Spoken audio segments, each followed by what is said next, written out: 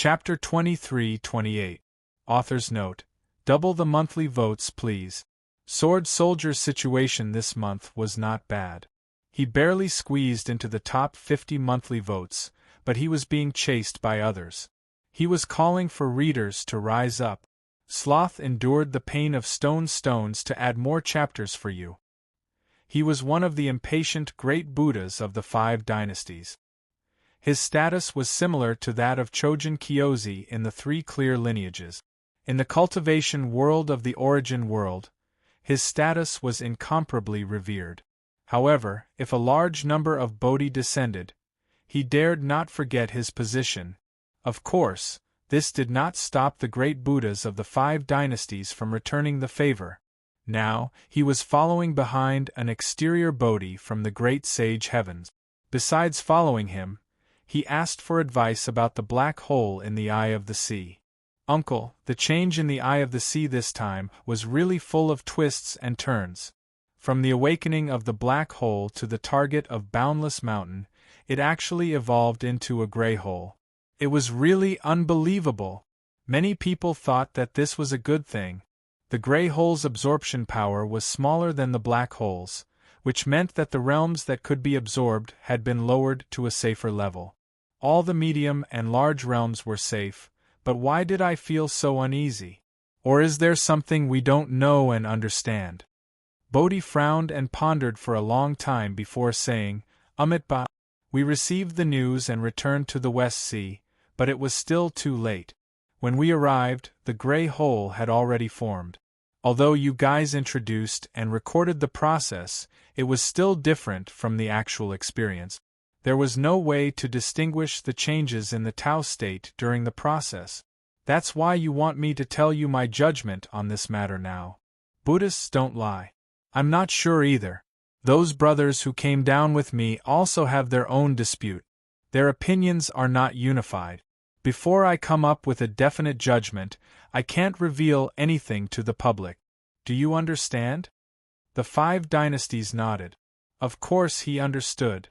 Not only did Buddhists not lie, but cultivators should not lie about such a big matter.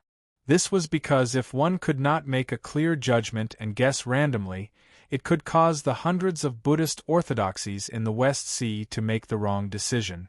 It could even cause chaos. It was better not to say anything. But he was still a little unwilling. This was because deep in his heart, he was not sure about this change. Because the change of the era was coming, would this change cause a chain reaction? What if this was just the beginning, a sign, and there were other problems to come? How should they respond? Marshal Uncle, we have already used the fastest time to send out a warning to the inner and outer scenic skies. However, the changes in the eye of the sea this time came too quickly. From the time we discovered the anomaly to the time it turned into a gray cave, it had only been a few dozen hours. It was indeed not enough time for the seniors to rush back as quickly as possible. However, if so many Bodhis could not come up with an accurate opinion, now that Gray Cave had stabilized, they might not be able to get anything out of it. I mean, even if we can't be sure, there should be a specific direction, right? Bodhi smiled. In the face of this junior's persistent pestering, he had no choice but to reveal a little. 5 dynasties, you're still as impatient as ever. You haven't changed even after thousands of years. You don't have to worry. After we leave, we will definitely tell you the truth that we already know. The only reason we haven't told you now is because we are waiting for someone. After she arrives, we'll do an investigation. I believe we'll be able to come up with a relatively reliable decision. 5 dynasties was both happy and suspicious. He was happy that a Buddhist expert had come to help, but suspicious because even with his status, he could not think of anyone who could suppress these Bodhis in terms of strength. It was obvious that these Bodhi seniors were waiting for this person's arrival. This made him somewhat puzzled. Marshal Uncle, I'll know sooner or later anyway. Why don't you tell me in advance? I promise I won't spread it around. Bodhi shook his head helplessly. He could not persuade him otherwise. It's also a Bodhi senior. It's just that his lifespan is far above ours. His insight is not something ordinary Bodhis can compare to. He's a peak figure of our Western Sea Buddhist sect in the main world. It's just that he's always kept a low profile and never showed himself in front of others. Fine, I'll let you know first. Among the 36 heavens of the immortal court, he's the night guardian of the 31st heavenly dragon transformation Brahma heaven, Nun Yunhai. 5 Dynasties was very surprised. I've heard of this nun monk before. It's in the ancient records. I thought that with this Badanta's lifespan, I didn't expect him to still be in the mortal world. He's even the night guardian of the 31st heavenly dragon transformation Brahma heaven? That's a rather high ranking. Bodhi smiled. Nun Yunhai is the most outstanding Buddhist monk in our Western Sea, and in fact, in the entire Western Elephant Heaven in the recent tens of thousands of years. It's just that he keeps a low profile and occupies a high position, so most people don't know about him. Only people like us who have obtained the Bodhi karmic fruit know about him. The news has already been sent out. I believe there will be a reply soon. Nun monk? That sounded very strange. Then who exactly was he? Or a monk? There were no female Buddhas in the cultivation world. It was said that women had 5 obstacles. They could not become Buddhas. If they wanted to become Buddhas, they had to first become men. It was said that bodhisattvas cultivated. Among all Buddhas and bodhisattvas, their hearts were filled with respect and joy. When they became women, their hearts would often be filled with disgust. With this as the cause, they would experience a strange feeling and obtain a man's body. Therefore, Yunhai was originally Nun Yunhai. In order to achieve great things, he became a monk. In the end, he became a nondescript Nun Yunhai. He also became a great scholar. However, from the ranking of the 36 heavens, 31 heavens was extremely high. There were only 36 heavens in total. From the 33rd heavens there were immortals living there. The nearest guardian was the 32nd heavens, Pinyu Jiaitian. Based on the power distribution of the cultivation world in the universe, he was definitely a Taoist. The 31st heavens, dragon transformation Brahma Dutian, was a nun monk.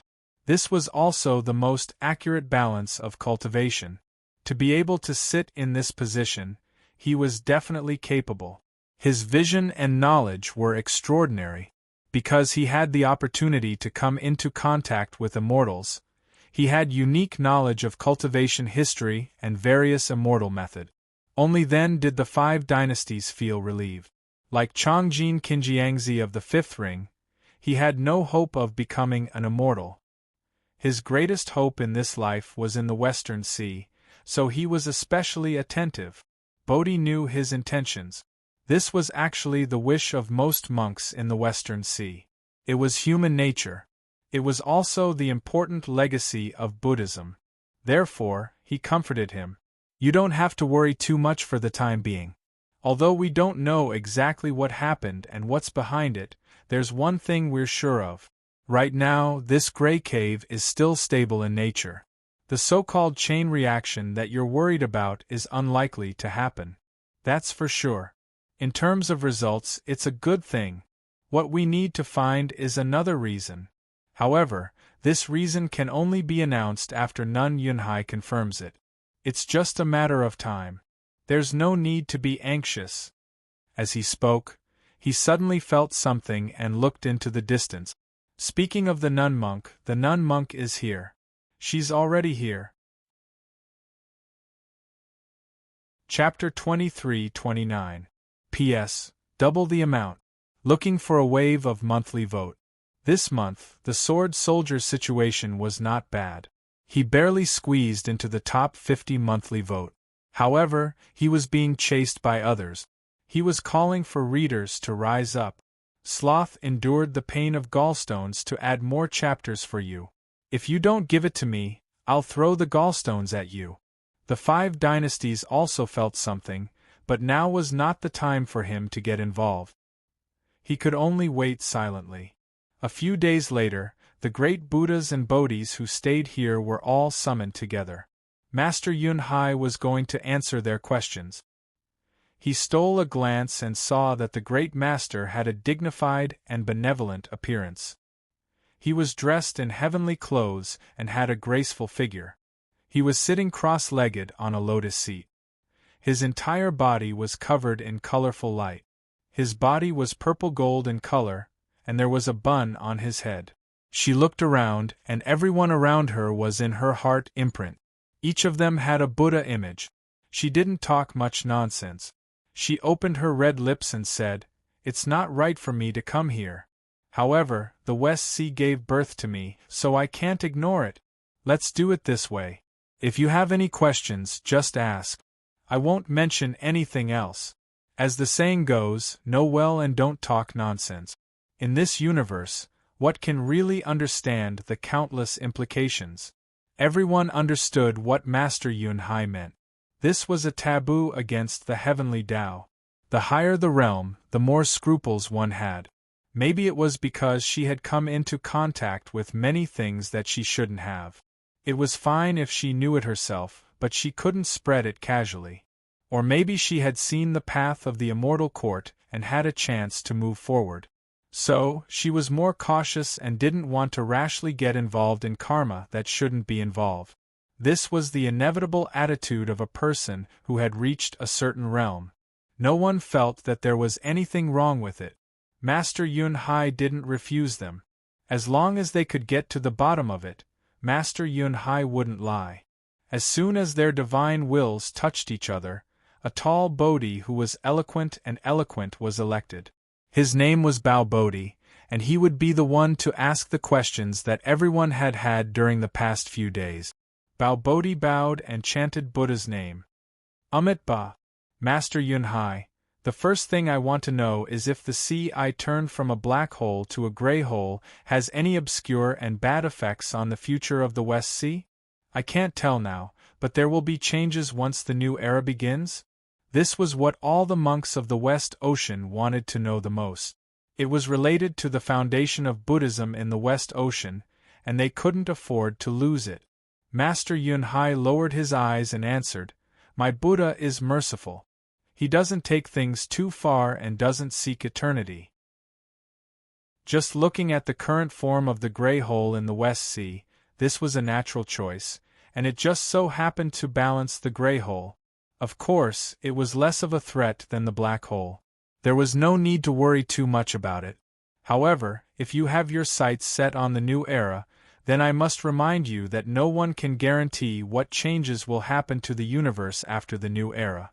The West Sea may change, the West Elephant Sky may change, and the East Elephant Sky of Taoism may not be able to remain unaffected. If the entire universe could change, then why couldn't the West Sea change? This is the trend of the universe's changes, and it's normal. Don't have the idea of guarding everything and enjoying the paradise for yourself. Otherwise, the greater your hope, the greater your disappointment. Everyone nodded.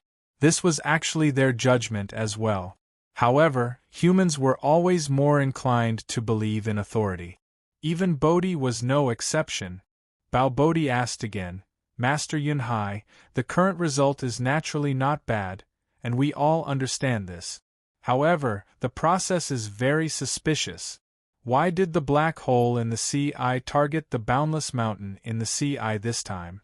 If it hadn't turned into a gray hole, would it have destroyed the opportunity of the West Sea's cultivators? If its target was other small realms, then it would be normal for history to continue, and it wouldn't be strange at all. However, it just had to be the boundless mountain. Could this have something to do with the legendary disaster in the ancient times? The ancient disaster in the West Sea was too long ago. The reason why these grand cultivators could know about this change was actually from the ancient times. They could only vaguely make deductions based on the incomplete ancient books. They couldn't be sure of the authenticity of the information, which was why they asked this question.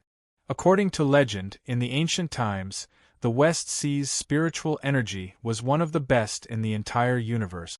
This was also the reason why the space of nearly 100 universes could exist as one, without any weakening of energy. However, there was a great change in heaven and earth later on. It was as if the black hole had swallowed the boundless mountain, and as a result, the boundless mountain lost most of its essence, causing the West Sea to return to normal. Although it was still a top cultivation ground in the universe, it was no longer the top of the universe. This could be a legend, but it could also be the truth. Under the current circumstances, the black hole had the intention of swallowing everything. This made people's imaginations run wild. Master Yun Hai's voice was calm. That's not a legend, it's the truth. At the end of the primordial era and the beginning of the primordial era, the universe's astronomical phenomena fluctuated, and great changes frequently occurred. As for the West Sea, it was when the black hole was formed. It was originally a supermassive star, but it collapsed and became a black hole. When it was formed, the black hole's celestial phenomenon was extremely unstable, so it absorbed a piece of boundless mountain's core. Through this kind of natural devouring, it finally stabilized the black hole's celestial phenomenon. This is the CI that we are already used to. Therefore, your worries are not unfounded. But Master Yun Hai hesitated for a moment. He knew that if he didn't explain it clearly, these West Sea monks would never be able to avoid being suspicious, so he decided to give them a hint. There's something you might not know. Changes in the cave images were nothing new in the universe. The universe was vast and boundless. Even heavenly phenomena such as heavenly phenomena were not few in number. If one were to use the time scale of an era to measure the changes in heavenly phenomena, then there would be quite a number of them. One fact is that in the transformation of cave images, most of them are the exchange of black and white holes. Only in very rare cases, when the black and white holes are not successfully converted, will they be stuck at the gray hole. This is actually a very small probability event. The spirits of all the Buddhas and Bodhis were lifted. These words were a bit interesting. Bao Bodhi carefully said, "Master, what you mean is that the cave image transformation this time is not actually a black hole that wants to swallow boundless mountain. Instead, it wants to do the opposite and spit out something for boundless mountain from the other side? It's only because it was stuck at the gray hole halfway that it didn't continue?" Master Yun Hai closed his eyes, declining to comment. Some things were not good to speak too deeply because it involved too many people and caused too much of a commotion. Moreover, some monsters were not easy to deal with. Even she had a feeling that she didn't know how to deal with them. Although these were all just feelings, at her level, her senses were very sharp. It was as if she was seeing it with her own eyes. However, because she was too clear about the fickleness of the cultivation world, sometimes she had no choice but to play dumb. Bao Bodhi didn't give up. In terms of mental state, he was still too far away. He was far from being able to understand what he should ask. What shouldn't he know? He had a trace of an idea. It was probably what most of the monks present were thinking. "Master, according to the laws of the universe, it starts from the beginning and ends at the end. Coming and going is a cycle. Doesn't that mean that what the CI is about to spit out is what our West Sea lost in ancient times? This is a good thing for us, but it might not be the same for the other side. Doesn't that also mean that it just so happens to be stuck at the gray hole's location could also be man-made? Just to avoid a certain return?" Chapter 2330. P.S. Double, I'm asking for a wave of monthly votes. This month, the sword soldier situation is not bad. He barely squeezed into the top 50 monthly votes, but he's being chased by others. He's calling for readers to rise up. I'm enduring the pain of my stone to add more chapters for you. If you don't, I'll throw the stone into your bowl and grind your teeth. One had to admit that as cultivators of the Bodhi realm, their thinking was extraordinarily sharp. Master Yun Hai only gave a slight hint, and these Bodhi immediately realized that something was wrong. But Master Yunhai didn't want to continue this topic. What is return? What is return? Does Boundless Mountain belong to the West Sea? Before ancient times, it might have belonged to other sky regions. There's one thing you need to understand. No matter who it is, they don't have all the rights to the universe's nature. We only have the right to use nature's land at most, and there's a time limit. Humans are a short-lived race. Based on their lifespan, what right do you have to decide the eternal nature's ownership? You're the one who owns nature, so you can't take the so-called return for granted. Whoever stops you is an evil person, an enemy of the West Sea. This is the basis of all considerations. If you don't understand this point, the West Sea might become the enemy of the entire universe. She knew that the cultivators below might not be able to listen to what she said. But even if they didn't listen, she had to say it. She hoped that they would think more before they encountered a problem, and not just open their mouths and say, "This thing was a rock in front of my house thousands of years ago. It's reasonable for us to take it back now." Because what she said next might make their imaginations run wild. Sure enough, Balbodi's eyes lit up. "Master, we understand what you mean. That is to say, the part of Boundless Mountain that originally belonged to us has the possibility of returning? Now it's just stuck in the gray hole? Then, is this part of the mountain drifting in the wormhole, or did it not enter at all?" Master Yunhai sighed. "It didn't enter at all. In my opinion, someone stopped the conversion of the black and white hole, and fixed it in the gray hole state. The monks were in an uproar.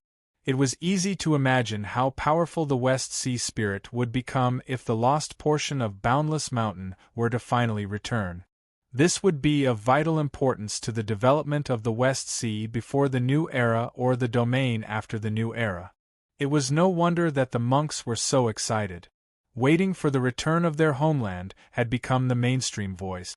A few sober voices were quickly drowned out by the restlessness.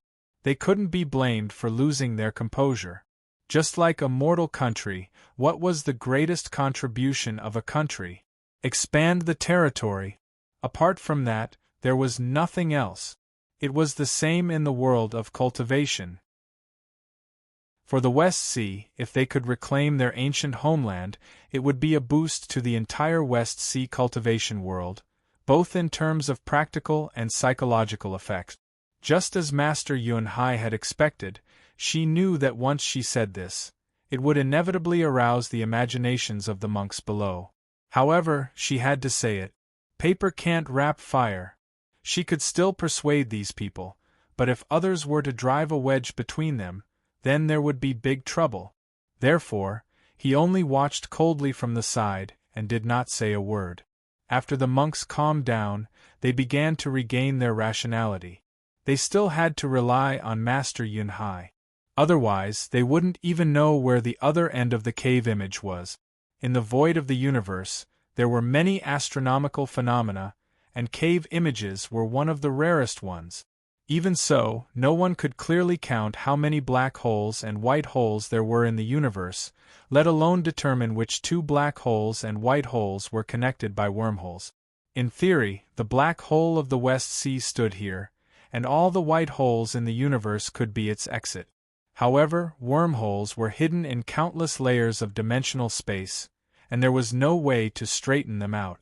This meant that the location of the exit was destined to be an unsolvable mystery, unless you dared to crawl into the cave image and crawl out from the other end. Had anyone done it before? No one had heard of it. Then, a Bodhi spoke, "Master, where is the other end of the cave image? Can you give us a hint?" Master Yunhai did not say a word. That Bodhi bowed but did not get up. Immediately after, other Bodhi followed suit. In the end, most of the great Buddhas also bowed. This was Buddhist advice. Looking at these stubborn monks, Master Yunhai felt a sense of helplessness in his heart. She tried her best to resolve it, but it only added fuel to the fire. It was not that she did not know what would happen if she told them the truth, but she was really worried that if she did not tell them the truth, she would definitely be used by others.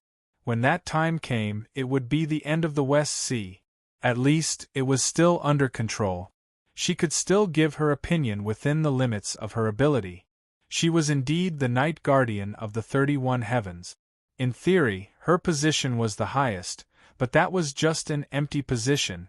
The real authority was still in the hands of these half-immortals and the great Buddhas of the various orthodoxies in the West Sea. She had not returned to the West Sea for tens of thousands of years. How could she still talk about the orthodoxy that belonged to her? She opened her eyes and smiled coldly. There are 3 points that everyone seems to be ignoring.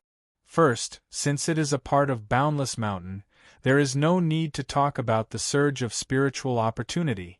Do you think that such a huge treasure has not been discovered since ancient times? That it has been floating alone in the universe, waiting for its return? The universe's cultivation world is flourishing with each passing day. In this era, even the star fields with low spiritual opportunity are fighting for it. Such a top-grade spiritual vein that can give birth to a powerful cultivation orthodoxy is actually without a master. Is it just because of the West Sea's imprint on it? The monks did not speak.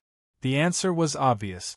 The remaining part of Boundless Mountain could give birth to the West Sea's Buddhist orthodoxy, not to mention the original core of Boundless Mountain. There was no need to doubt that it could give birth to a powerful realm. But the problem was that spiritual opportunity was not the only thing that could affect a realm's strength. There were many other things. In the universe, there was no lack of realms that played their cards to a pulp. There were quite a few of them. Internal strife, wrong sides, natural disasters, universe wars, and so on. Master Yun Hai raised his second finger. The formation of the cave image. I would like to ask everyone here, no matter what realm you are in, who among you has such confidence? Not to mention controlling it, even coming out alive after entering the cave image is a miracle. If they are on the other side of the cave, they can mobilize such a mighty figure. Have they considered the level of their own foundation? The monks remained silent. This might be a problem, but they could not rule out the possibility that it was a powerful being passing by or, for some other strange reason. You haven't even tried it yet, so what reason do you have to scare yourself? Master Yun Hai finally said, Distance. It is a natural obstacle. Even among the cave images that we know of, the shortest distance between the black hole and the white hole is several hundred years away from the main world. Many of them even belong to different heavens. Then, how do you plan to overcome this distance and send the power of the West Sea over? Then bring that so-called West Sea stone back home? Spend several thousand years to pull it back? Chapter 23:31. P.S. Double the amount. Looking for a wave of monthly vote. This month, Sword Soldier's situation is not bad. He barely squeezed into the top 50 monthly votes, but he is being chased by others. He is calling for readers to rise up. Sloth is enduring the pain of stones to add more chapters for you. Many monks were dissatisfied with Master Yun Hai's hidden mockery. This should not be the attitude of a true cultivator. Where did the spirit of fighting against the heavens, the earth, and people go? Could it be that because the 31 days were too close to the immortal court, even their way of thinking had gradually become that of an immortal? They did not seek merit, but sought not to make mistakes. It was fine as long as they could survive? Perhaps this was the limitation that one would face the higher one went? No wonder the epoch was changing. They had not even become immortals, but they were already in low spirits, prematurely old. A Bodhi could not help but say, the cultivators of the origin world cannot cross, but we Bodhi can. Although we do not know how to get that mountain rock back, we should at least declare our sovereignty. Even if we don't move it now, we can move it later. When the cultivation civilization is more developed and the study of cave images is more thorough, there will definitely be a chance. You must fight for the foundation of the great Tao. It is fine if you do not know, but now that you know, how can you shrink back? Many Bodhi nodded in agreement. There were dozens of Bodhi in the West Sea. In the origin world, this was a peak strength. There was no reason for them not to dare say a word. Master Yunhai looked at them with a playful gaze. I do not recommend you to go, because you may not be able to return. Bao Bodhi's tone was firm. That is our business. Before the new epoch arrives, we would like to present a great gift to the West Sea. There is nothing more suitable than returning to our homeland. I do not know what you are worried about. You are not even willing to tell us where the space zone is and who the opponent is? Do not worry, we will not use the name of the West Sea to force you to do anything. We only need a location and a name. Master Yunhai did not take the monks' increasingly dissatisfied expressions to heart. These people's foresight was too lacking. Moreover, even if they knew, they might not dare to go. What am I worried about? Then I will tell you what I am worried about. What I'm worried about is that since someone can control cave images, Grey Hole actually has two choices in its current state. One is what you hope for. You want this place to become a white hole, and the other end to become a black hole. Then, you can get the lost stone back? But there's actually another possibility, which is that this place will still turn back into a black hole, and the other end will still be a white hole. If you want Boundless Mountain to be as whole as it was before, then whether it's the return of the lost stone or the past of Boundless Mountain, it seems that it's possible, right? When the monks heard this, they were dumbfounded. Didn't that make them bandits? She stole someone else's child, and for the sake of a so-called reunion, she even wanted to lay her hands on her mother? How could he be so unreasonable? Master Yunhai faintly smiled. Nothing is impossible. In this universe, it wasn't about who owned something, but who had the biggest fist. How many bandits were there in the cultivation world? The more he snatched, the more normal it became. Therefore, I will not tell you where the other exit is. Nor will I tell you the whereabouts of that stone, because if you go there, you will only remind the other side that there are still good things in the West Sea and that they can come and snatch them.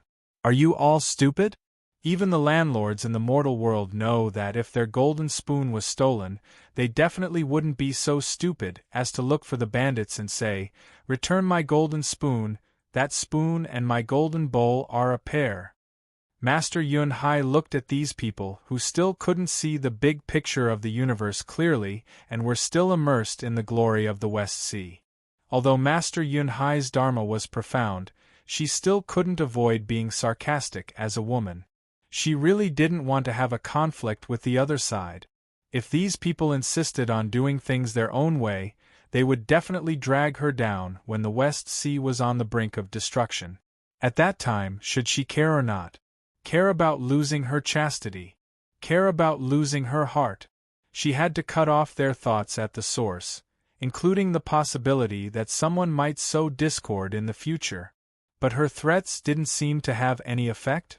In the Western Elephant Heavens, the West Sea, led by the Great Sage Heavens, was used to being supreme. Other than the small Sumer world, no one dared to look down on them. As time passed, their arrogance grew, and even they themselves didn't notice it. Furthermore, the number of Bodhi they had wasn't limited to this. If they gathered together, there would be close to 100 of them. It was an extremely terrifying force. Some Bodhi secretly clashed with their divine senses and already had an idea. Of course, they couldn't force Master Yunhai to do anything. At this realm, every Bodhi had the right to have their own thoughts. This was a right granted to everyone by cultivation. But in the West Sea, there were still Buddhist teachings. The most important one was that when there was a conflict between the beliefs of the group and the individual, the group had the right to request the individual to submit. It was just that this kind of teaching was more commonly used among the middle and low-level monks. It was rarely used at the Yuanying level and above. This was because the result of doing so would cause a rift between the group. Furthermore, Buddhism itself was a tradition that emphasized unity. But this time, the monks of the West Sea really felt like they were going all out. In fact, Master Yun Hai didn't really understand this kind of feeling. She had stayed in the upper world for too long and didn't have a good grasp of the mentality of the main world's cultivation world. The things in the hearts of these people couldn't be replaced by realm or cultivation. As soon as the discussion began, Master Yun Hai knew something was wrong. She, a half-step immortal, had suffered a loss when dealing with these main world cultivators. But she couldn't just turn around and leave. The Buddhist teachings couldn't be despised, even if it was just a matter of face. Traditions couldn't be broken. But she still didn't think that the Buddhist teachings would succeed, because to achieve the Buddhist teachings didn't require half of the people to agree, but 80%. In her opinion, with her earnest and well-intentioned advice, how could she not wake up 20% of the people? Among the monks present, including the great Buddhas of the Sun God, as well as the Bodhi, they all had the right to vote. There were hundreds of them, but the decision of so many people only took an instant, so there was no possibility of cheating. What made Master Yun Hai sigh was that even though she had spoken a lot before, it didn't have much of an effect. Basically, every monk present wanted to know the truth behind the cave image. But whether they should really go over and use force to pull that big rock back or not, there were two distinct camps. She finally realized where she had gone wrong. The right to know and the right to belong were not the same thing at all. Many monks could still understand her worries. After all, there were no fools here. This was Buddhism, not some fanatical cult. But they still wanted to know the truth. Wanted to know where the place where Boundless Mountain used to go? What kind of cultivation civilization had it nurtured? In other words, many monks were actually voting with an inquisitive mind. Those warmongers took advantage of this point and successfully piled up the votes to more than 80%. Chapter 2332. P.S. Double the amount. Looking for a wave of monthly vote. This month, the swordsman's situation is not bad. He barely squeezes into the top 50 monthly votes, but he is being chased by others. He is calling for readers to rise up. Sloth bears the pain of stone and adds more chapters for you. When all the monks looked over with expectant gazes, Master Yun Hai sighed. There were too many similar helplessness in the cultivation world. He originally came with the mentality of getting rid of the trouble, but in the end, the trouble appeared even earlier. Things often happen like this. A group of people with different thoughts. Among them, there are curious people, bellicose people, curious people who don't know the depth, bellicose people who don't know the severity. In the end, the bellicose people will pull the curtain and then gradually intensify. In the end, everyone will be dragged down. No matter what your original intention is, whether you are willing or not, you can't escape from getting your shoes wet in the end. If time is pushed back a few hundred years and you think back to today's decision, I guess most of you will regret it. The rest is not about how firm your heart is, but you may not have the life to regret it. Master Yun Hai is bound by the Buddhist precepts of the West Sea, so she has to speak. When she is still thinking about how to say it more tactfully, she suddenly has an idea. She looks at the mysterious black hole in the eye of the sea not far away. Well, it is now a gray hole. She smiles slightly. It seems that I don't need to explain anything. The other party has come. All the monks are stunned at first, then they are shocked. After all, they are all eminent monks. Looking at the direction Master Yun Hai is looking at, how can they not know where the other party came from? When they are thinking about how to figure out the other party's stone, the other party is also thinking about their mountain. But if he can come from the cave, what kind of person is he? Someone looks at Master Yun Hai, but she closes her eyes. Whether you want to fight, talk, or threaten, I won't stop you. Of course, it is better to take him as a hostage. Someone will thank you. All the monks are a little confused, so they spread out a little. The gray hole is huge, almost half the diameter of the universe, so it is impossible to set an ambush here. Besides, there are hundreds of Buddhas here. Unless an immortal appears, what is there to be afraid of? Bao Bodhi's divine sense spreads out, just one person? We are magnanimous in the West Sea, so we don't need to be on guard. We are giving him face for nothing, saying that my West Sea is inexperienced. Why don't we do it this way? We'll spread out and go about our own business. We'll practice Dharma and preach Zen. We'll just treat it as a cave meeting. Didn't he come through an elephant? We won't give him any face. We'll just pretend that we don't know anything and act as if we didn't notice anything.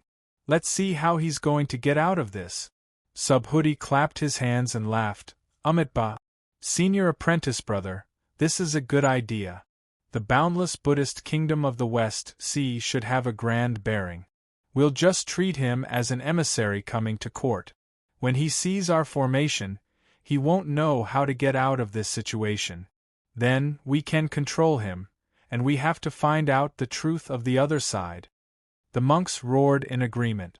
Although there were some who didn't agree, they were pressed for time and couldn't say much. Therefore, each of them pretended to play chess, played the zither, painted, talked about Buddhism, and drank merrily.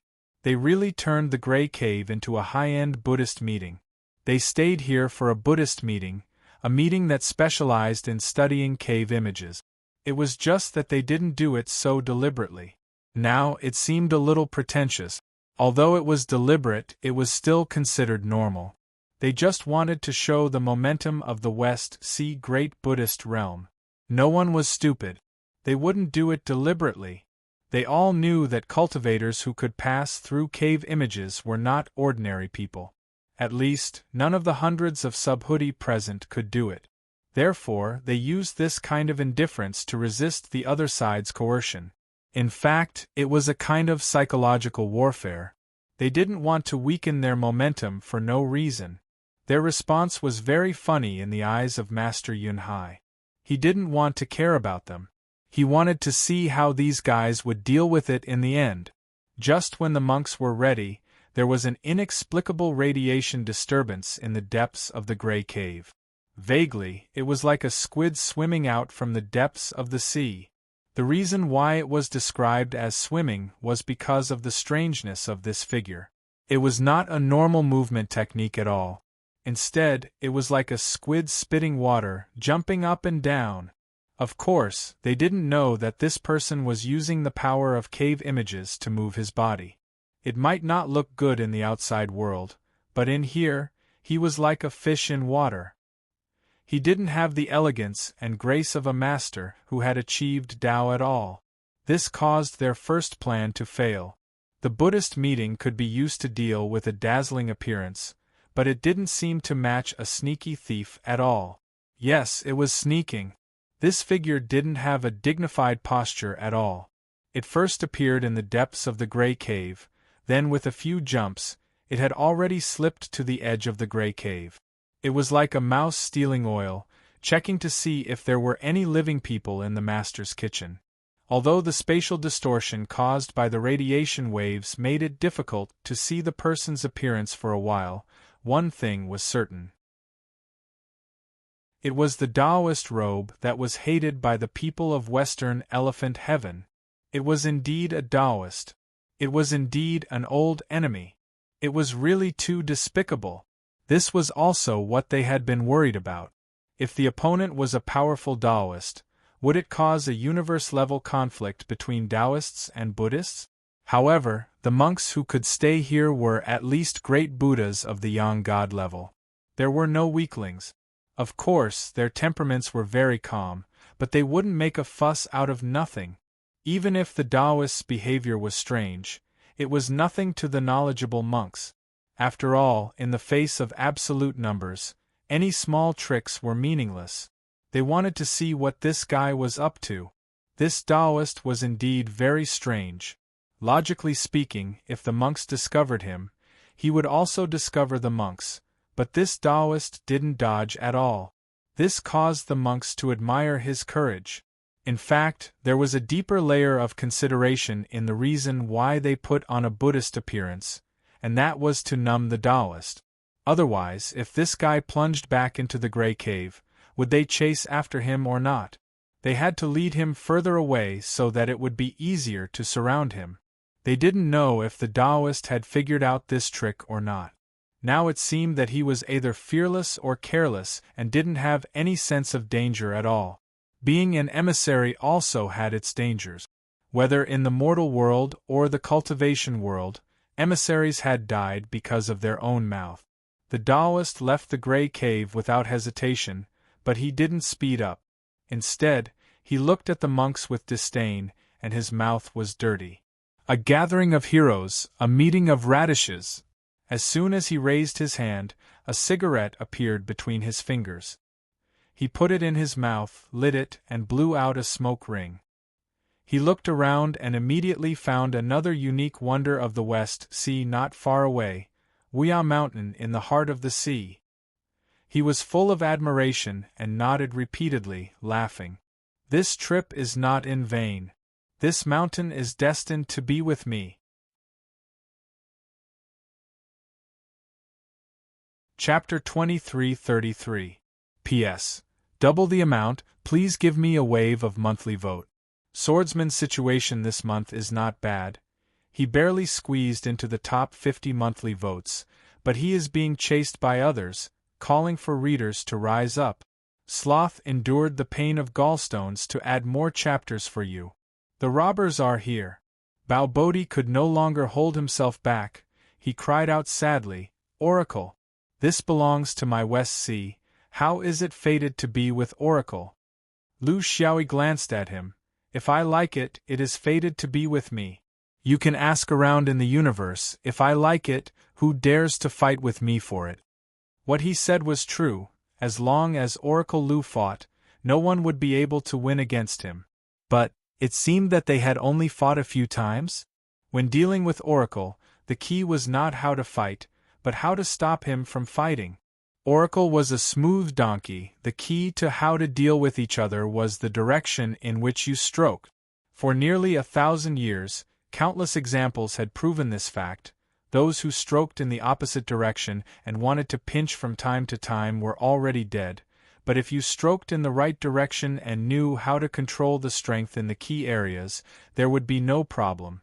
The Buddhas of the West Sea might not understand this, as they did not have much contact with it, and many things were heard from legends, but the demi-immortals were different. There were different opinions about how many deaths Oracle had before his position in the heavenly eye was taken away, but even the most conservative guess was above 100. It seemed that all the demi-immortals of the West Sea together were not enough. But Oracle did not seem to plan to make up for the number of demi-immortals recently. He started a new chapter of death. He started to mess with demi-immortals. A person's reputation was like a tree's shadow. Although they were not familiar with each other yet, since they had worked together in the inner and outer Jingtian, they had more or less cooperated with each other in the heart plate. Therefore, they could barely talk. The Buddhas were still a little embarrassed. They did not know how to put down their pride naturally, but they soon understood why they were Buddhas, and why some monks could achieve Bodhi. The Bodhis surged forward. It wasn't as if they were fighting. Instead, it was natural and cordial. It was as if they had met their closest old friend. They had come from thousands of miles away to meet you. Yes, they were meeting you now. Bao Bodhi was indeed worthy of being the spokesperson chosen by the Bodhis. His cleverness was incomparable to that of an ordinary person. He did not take Aosi's words seriously at all. Instead, he took it as a joke to show his friendliness. This was how one interacted with others. When one's skin was thick enough, most of the so-called hardships in one's life were actually nothing. It was all because of the thin skin. Your presence brings light to the West Sea, Escort Sea. We Taoists and Buddhists work together to maintain the order of cultivation in the universe. We know each other from a long time ago. You have me in you, and I have you in me. Just like the spirit of this mountain, two flowers bloom, each beautiful branch. Lu Xiaoyi was baffled. Why did it sound so strange? He did not say anything. He only looked at these monks with an inexplicable playfulness. His smile made the monks' hair stand on end. They were extremely nervous. In the cultivation world of the universe, the West Sea was not afraid of anyone. They all had the ability to provoke others. They all had the confidence to retreat if they had no other choice. This was why they dared to boast shamelessly about declaring their sovereignty. But there was one world that could not be done. That was the fifth ring, far away in the eastern elephant heavens. This was the universe's most famous bandit world. It had become stronger and stronger after several universe wars. It was even showing signs of cleansing itself with the changing of the era. It was washing its identity as a bandit to become a leader of a new trend. There was even a shameless little world that shamelessly gloated when it came into contact with others. My planet was robbed by the fifth ring back then. This was just like how the prostitutes in the brothel would never forget to brag even when they were old. The founding emperor of the dynasty had even rolled around on the bed sheets of this old lady. Because they were close, they did not take any money. It was actually a dine and dash. The hearts of the people were not what they used to be. The fifth ring was such a world. It had almost all the disadvantages of being an opponent. A long distance. A huge group of half-immortals. A cruel and merciless style that did not care about martial ethics. And the most powerful leader of the main world. Therefore, Bao Bodhi naturally changed his role. This was a judgment that a Bodhi must have. It was a cultivation quality that a Buddhist monk must have. Bao Bodhi smiled like a pancake and said heartwarming words. The two branches are different in terms of weight. Of course, the fifth ring of the domain core is heavier. The boundless mountain here is just the outer layer of the domain core. It is insignificant. In ancient times, the outer layer floated across the universe and came to the West Sea. That was why the West Sea was prosperous. This is the reason why we West Sea monks have never forgotten and are inexplicably grateful for it. But since it has been so long, the outer layer has long become old and tattered. Why don't we ask Master to give us a few more years and not be in a hurry to take it back? Lu Xiaoyi was enlightened. Oh? So the West Sea and the fifth ring have such a close relationship? I was wondering why the fifth ring's young domain felt a little thin. So it was stripped of a layer in ancient times and floated here. If that's the case, then our families are still, Bao Bodhi said solemnly, cousins, less than the fifth ring. Lu Xiaoyi was very hesitant. So they are cousins. If that's the case, then the debt can't be settled so clearly. Wouldn't it damage our relationship as relatives? Bao Bodhi nodded. Blood brothers settle their debts clearly because they are close to each other and are often together. If we don't settle our debts clearly, it won't be easy to get along with each other. Cousins are cousins. We don't usually see each other, but we only see each other once every few million years. If we settle our debts too clearly, we will lose our relationship. Guard C, you see. Lu Xiaoyi laughed loudly. I originally thought that I was just passing by, but I didn't expect it to become a relative. Well said, well said. What borrowing or not borrowing? When have you ever heard of the fifth ring asking for something that was given out? Since it was given to the West Sea, it now belongs to the West Sea. No one should mention it again. Whoever mentions it will be driving a wedge between us as relative. I know him, but this flying sword doesn't know him. This reply made the great Buddhas below dumbfounded. How did it become a relative's gift after all that was said and done? So the West Sea had taken advantage of the boss? In the cultivation world, strength was respected. This was vividly reflected in this contact. The hypocrisy of the world was so realistic that it made people speechless. But you couldn't say anything, because in terms of practical ability, they might not be able to get the core of the fifth ring's young domain back from the distant eastern elephant heavens, but this guard Lu could now get the boundless mountain back through the cave elephant heavens. This was the core content of this exchange. Then, if they didn't mention it again, wouldn't the West Sea have taken advantage of it? It was like a bandit robbing the whole street but leaving your house alone. Shouldn't you feel grateful? This logic was there, but it made people feel sour in their hearts. Other than blaming their arms for being too thin and their legs not thick enough, what else could they say? In any case, they had recognized a relative? It didn't seem like they had gained nothing. Chapter 23:34. Therefore, everyone was happy.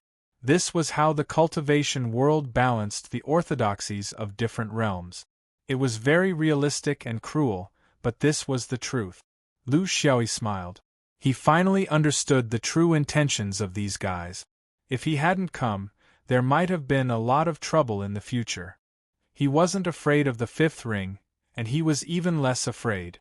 However, in this kind of time window, it really wasn't appropriate to cause waves between two large domains that were so far apart.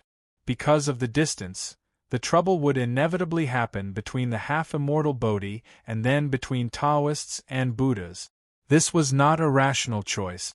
Lu Xiaoyi knew this, and so did the monks of the West Sea.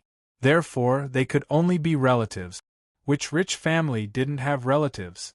The key was that when the two sides met, they could avoid people with ulterior motives. There was no such thing as an impenetrable wall in the cultivation world. It was not a secret that the 5 rings had caused such a big commotion and the sea eye of the West Sea had turned into a gray hole at the same time. Most of the half-immortals were well-informed and quick-witted. Under such a coincidence, it was not difficult to guess the truth. Therefore, it couldn't be hidden. It was not scary to have an accident. The key was to solve it and not hide it. This was Lu Xiaoyi's principle. Therefore, he came here from Dafa to solve the doubts here. He didn't expect to run into a monk's nest. Seniors of the 5 dynasties, are you well after the crimson farewell? Lu Xiaoyi greeted his acquaintances warmly. In fact, he didn't care about the Bodhi. They were just unknown pawns when they went back to the inside-outside sky or the land of the Yellow Dragon. On the contrary, people like the 5 dynasties were a bit like the Chojin Kyoko of the 5 rings. They were the real masters of the West Sea and should be treated seriously. The 5 dynasties felt very respected. This was a very special feeling. Even though he was tormented badly by the Crimson Farewell, if he was defeated by someone like Escort Lu, it would become a kind of qualification? That was how people interacted, developed, and stumbled forward amidst countless strange situations. The 5 dynasties replied enthusiastically, after the Crimson Parting, Oracle's glory is even greater than before. Oracle's legend is everywhere in the universe, and he has already become an influential figure of the new age. It is a great fortune for us cultivators to be able to live in the same era as custodians. I heard that Aosi once stayed in the small Sumer realm for a short period of time. His dharma is not inferior to the people of Buddhism. Since fate has brought us together today, why don't we use the West Sea Cave meeting as an excuse to invite the custodian to preach Buddhism to us and listen to the expert's opinion? All the monks applauded. For cultivators, academic exchanges were the most essential way to get along. One's Tao state couldn't be faked, and neither could one's thoughts. Using this method to get to know each other was much more useful than simply acknowledging a relative. Back then, Lu Xiaoyi had stayed in the Lesser Sumer realm for almost 100 years, and he did not hide it from everyone. When the news spread to the West Sea orthodoxies were also quite jealous. Although the 2 pillars of Western Elephant Heaven's Buddhism still stayed out of each other's way, that was only on the surface. There were still turbulent undercurrents. A mountain could not accommodate 2 tigers, unless one was male and the other was female. This was the truth. No matter where, what era, what environment, this had never changed. It was precisely because of this feeling that no West Sea monk had gone to the Lesser Sumer realm for an exchange in the past 100 years. It was not that they did not want to, but it was because they wanted to compete. They even spread the news that the Lesser Sumer realm was colluding with the Taoists. In fact, it was the mentality of saying that grapes were sour when one couldn't eat them. Of course, only people with status like Lu Xiaoyi could receive such treatment. If it was someone else, who would care about you? If they did not like you, they would just kill you. This was the effect of Lu Xiaoyi's fame. He wanted to walk a completely different path from Li Wuya. If it was Li Wuya's style, he would be happy, but if he could not achieve his goal, it would be a tragedy in the end. He did not like tragedies. He liked a happy ending where the prince and the Grey Widow lived happily together. Buddhism was a hurdle that he could not avoid if he wanted to achieve his goal.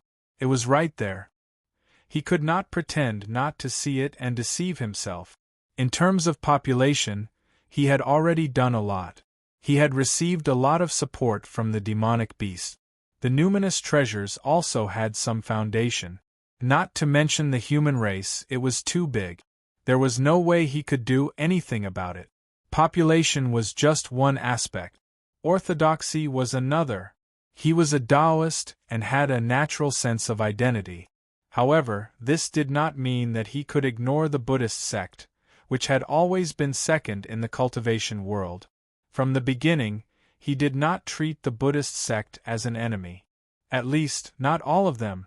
In the Eastern Elephant Heaven, the relationship between the Buddhist sect and the Eastern Elephant Heaven was already very difficult to salvage. Then, he would beat them to death. However, towards the Buddhist sect of the Western Elephant Heaven, he should still focus on getting along with them. As for how far they could go, it would depend on their fate. The advantage was that because of the distance, there was no direct conflict. They could always talk. Distance made the heart grow fonder. But he still had a lot of things to do to turn this hazy beauty into a good impression. So when the West Sea monk proposed to hold a Buddhist conference nearby, he couldn't refuse. Otherwise, everything he had done before would have been in vain. However, he said, Master's suggestion is exactly what I want. However, there is one point that needs to be made clear. I'm not learning the Buddhist realm to curry favor, to placate, or to rope in anyone. My heart yearns for it, so I'm learning it. It's that simple. Because in my opinion, Taoism and Buddhism have coexisted for millions of years. There must be a reason for their existence. Everyone has their strengths and weaknesses. They all have extremely high achievements in their respective field. This is a fact that no one can erase. Acknowledging this point is the cornerstone of our peaceful coexistence. We shouldn't think that we're the only orthodoxy in the entire universe. This is the realm of solitude, but it's not the realm of Buddha or the realm of Tao. Looking at the monks, when he was about to start bluffing, his eloquence was still very impressive. However, I'm still a Taoist. This is a mark that cannot be erased. It shouldn't be erased, just like how the masters will never erase their own Buddhist marks. Since I'm a Taoist, I shouldn't be opening an altar. This is the respect one orthodoxy has for another orthodoxy. In the Eastern Elephant Heaven, in the fifth ring, I should be the one opening the altar. No one can snatch it from me. However, in this place, only you can open the altar. This is a matter of priority, and must be clearly distinguished. Let's gather together and talk about our own experiences, shall we? Let me say this in advance. As a Taoist who practices the Buddhist realm, I might have a lot of ideas that you Orthodox Buddhists find shocking and rebellious. This isn't disrespect, but a difference in perspective. It's also not intentional blasphemy, but using the perspective of development, just like how I might find your beautiful daughter-in-law ugly. This really can't be forced. The monks laugh. The Buddhist Dharma hadn't been preached, but they couldn't help but secretly give this escort Lu a thumbs up. With just a few words, his EQ, IQ, and Buddhist Dharma were all in it. His straightforwardness and boorishness didn't make people feel disgusted, but secretly made them feel close to him. This person would definitely have a place in the new era. The only difference was how high this place was.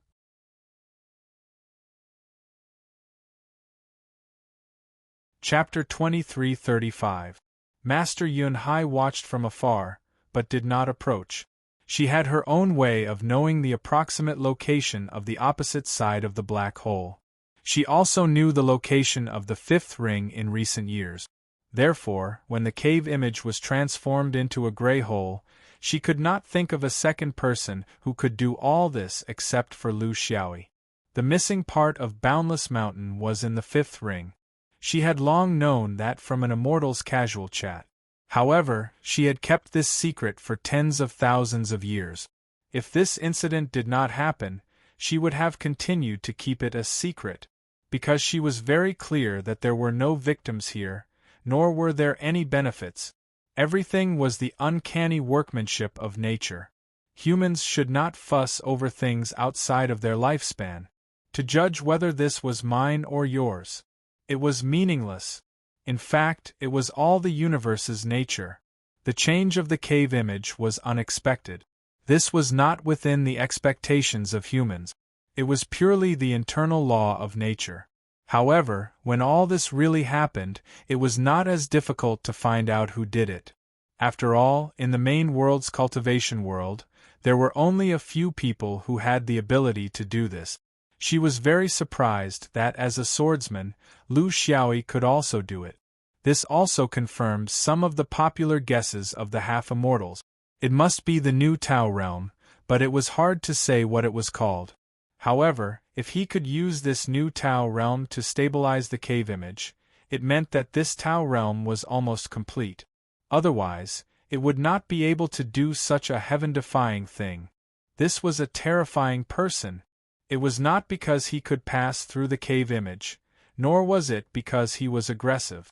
It was because he could instantly change himself from a notorious bandit to an expert who dabbled in both Buddhism and Taoism. The specific things were not important. She was more concerned about the balance of the overall situation. A Taoist who was even willing to accept Buddhism's teachings, what was his upper limit? Where did he place himself? It made people's imagination roam. What was it that could stand on the top of Buddhism? This was what she was really concerned about. Therefore, she quietly observed. She wanted to see what this person, who had used only a few words to completely eliminate the hidden dangers of the present and the future, was thinking. A good person must have great evil, and vice versa.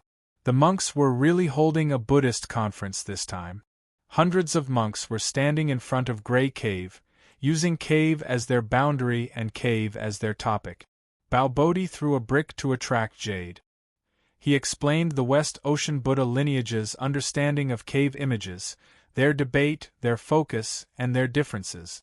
He did not hide anything at all. This was because they were mainly speculating. If they were to act coy and secretive in front of someone who could truly enter and leave freely and influence the vision, they would truly become a laughingstock. In the end, he said, our views are like glowing worms to the stars. In front of everyone, we are all armchair strategists. What a joke, Dafa. Have you taught me anything about this? Looking at the eager gazes of the monks, Lu Xiaoyi smiled and began to preach. Regarding nature, Taoism and Buddhism emphasize different things. To be honest, Buddhism focuses on emptiness while Taoism is more natural. Therefore, in this aspect, Taoism has to go further. This is the truth, and it is also a direction that Buddhism needs to improve. If in the future there will be less fighting between cultivators and more exploration of nature, it will be a blessing for the cultivation world. Since it is cave images, it cannot avoid the five ties. This is the beginning of all things, the beginning of chaos. A speck of emptiness reflects on the infinite universe. Lu Xiaoyi did not hide anything. There was no need to. It was like a discussion between a great scientist and an ordinary layman. Even if you revealed all the formulas and theorems, what could you do? What you should not understand was still not understood, and what you did not understand was still not understood. If you had to understand these things bit by bit and learn from the beginning, would you still be a disciple of Buddhism? This was from the perspective of knowledge. If you looked at it from the perspective of the larger universe, cave images were one of the most dangerous astronomical phenomena in the universe. It had caused countless tragedies and should become the common goal of human research. There was no distinction between Taoism and Buddhism. It should not be something that should be kept to oneself. Of course, he was only talking about the basic theory of cave images and not the changes he made to the small universe in his body. That was a personal secret that could not be imitated. It was also a little unsightly. However, even if it was the basic theory, he spoke for a full 2 hours. Even the monks did not expect Escort Lu to be so frank and not hide anything. They could not help but admire him. Not to mention the previous matters, just the respect and reverence for the universe and nature made many people feel ashamed of their inferiority. This was the breadth of mind. Those who could achieve great things and climb to a high position must have this. On this point, Escort Lu's breadth of mind was worthy of his position. However, Taoism and Buddhism were different. Even if he spoke so much and was so detailed, it was indeed helpful to the monks. However, this kind of help was far from their ability to enter and exit cave images like Escort Lu. This was not because Lu Xiaoyi did not explain clearly enough, but because Buddhism itself was lacking in the aspect of nature. This was not the direction they were good at. There were also some who were unwilling.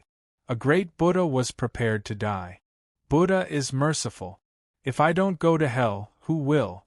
If I don't go in and see for myself, how can I truly understand the truth of cave images? Others will always feel shallow. Escort Lu, do you have any special instructions? Lu Xiaoyi glanced at him. Buddha is merciful.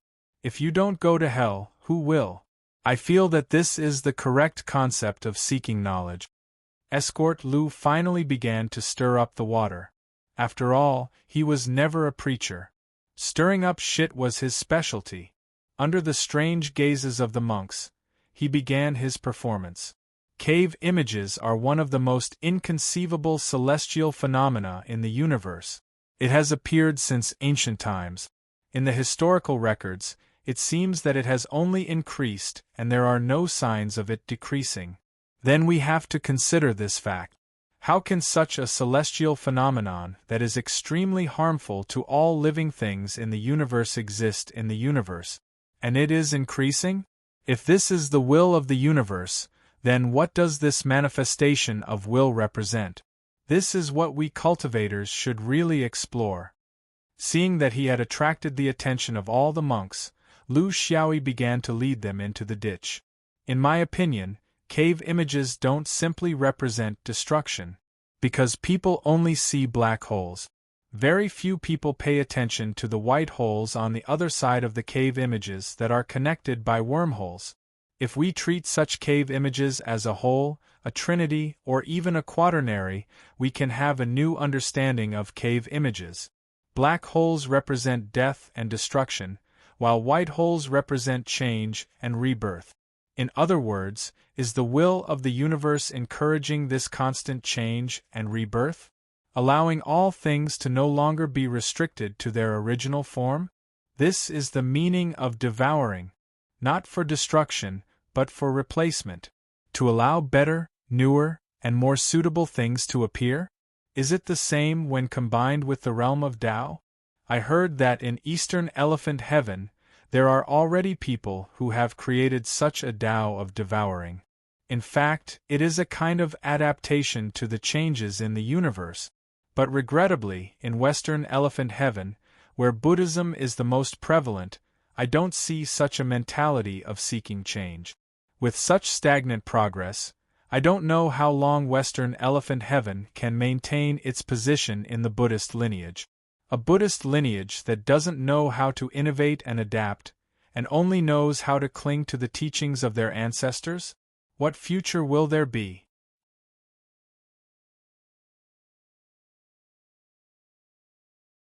Chapter 2336.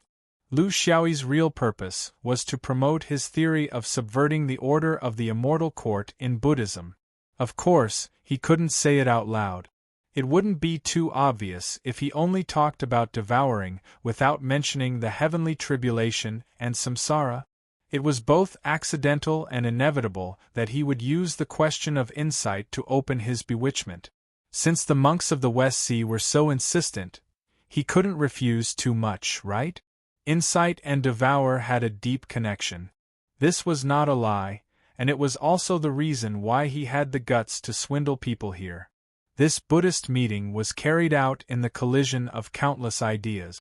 Lu Xiaoyi didn't expect to change the monks of the West Sea at that time. It was completely unrealistic. He only needed to prick a thorn and wait for it to sprout. He had plenty of patience. A month later, the monks of the West Sea who were satisfied and a little confused began to disperse. Generally speaking, everyone was satisfied. Although the grudge between them and the Taoists couldn't be resolved with this exchange of insight, their impression of Lu Xiaoyi had changed a little. This was what he wanted to do. He wanted to sow the seed and wait for it to sprout. The monks of the West Sea invited him a lot, but he rejected them very straightforwardly. Everyone understood that he was in the land of the Yellow Dragon. In fact, the monks were already surprised that someone like him was still floating outside and didn't go to the Yellow Dragon to set up a Taoist tablet. He was really patient. Seeing the monks disperse, Lu Xiaoyi flew to the last one in the distance. A nun? I'm Lu Xiaoyi. Greetings, master? I'm Yunhai. Greetings, superintendent. Lu Xiaoyi was a little dissatisfied. Dharma name and such can't show sincerity.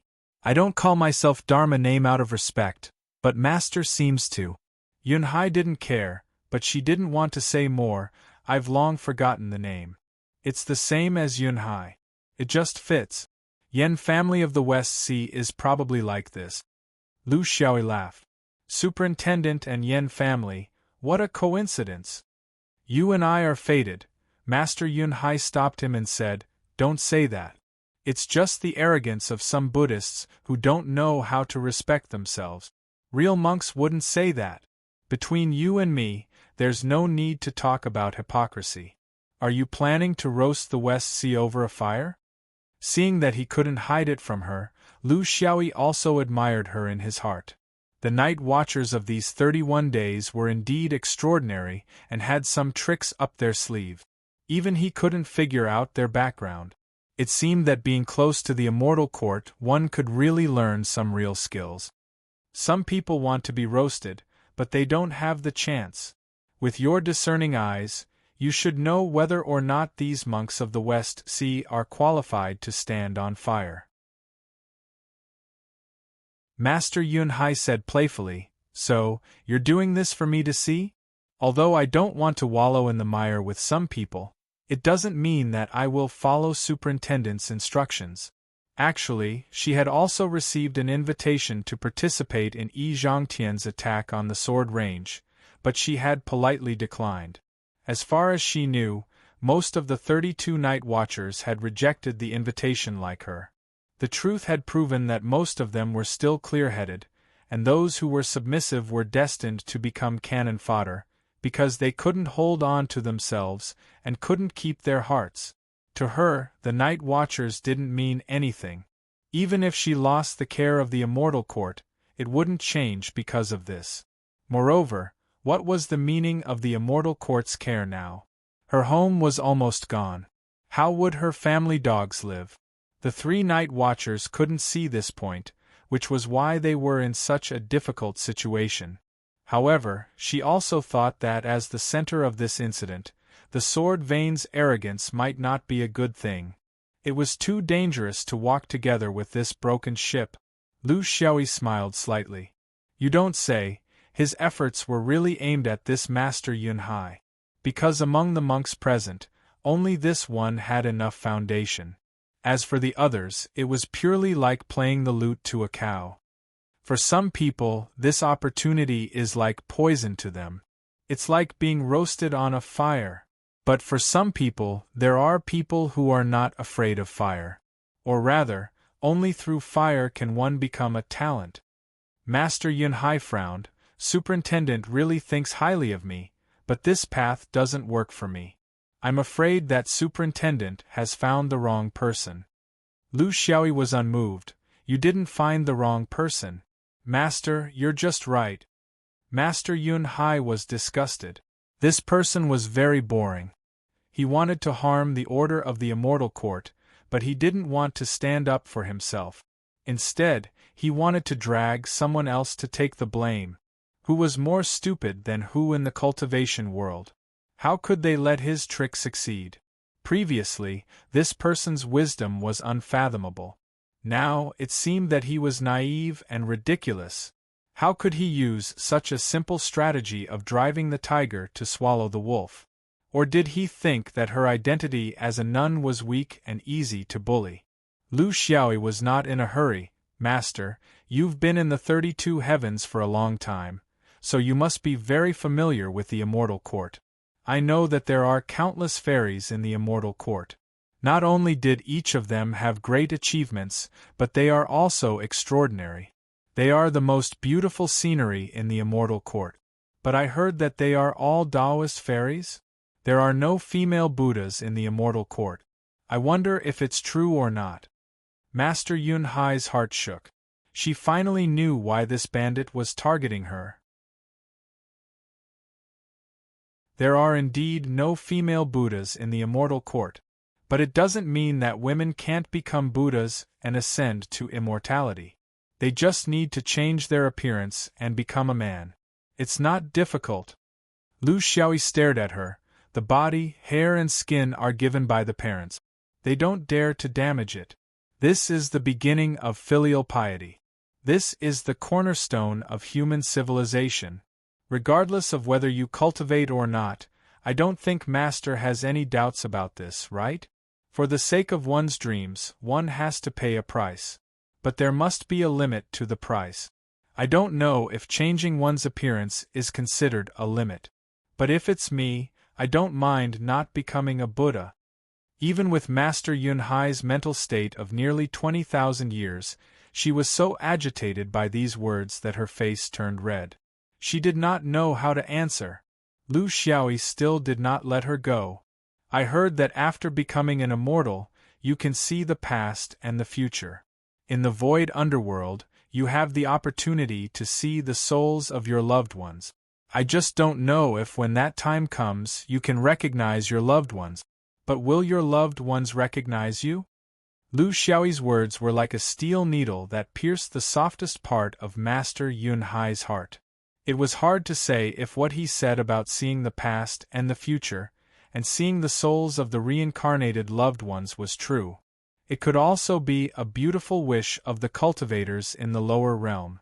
But what he wanted to express here was not whether she could see the souls, but the core idea behind it that embodied the value of human nature. In a certain spacetime, in a certain world, as long as one's loved ones were still alive, they could use medical skills to change their appearance and gender. But that was an era where human nature was distorted. In the current cultivation world, it was treacherous and subversive. Master Yun Hai raised her head, her eyes filled with killing intent. This was the first time she had lost her composure in tens of thousands of years. She had to admit that he was exactly as the legends said. If this guy in front of her was the second best at attracting hatred in the cultivation world of the universe, no one would dare to claim to be the first.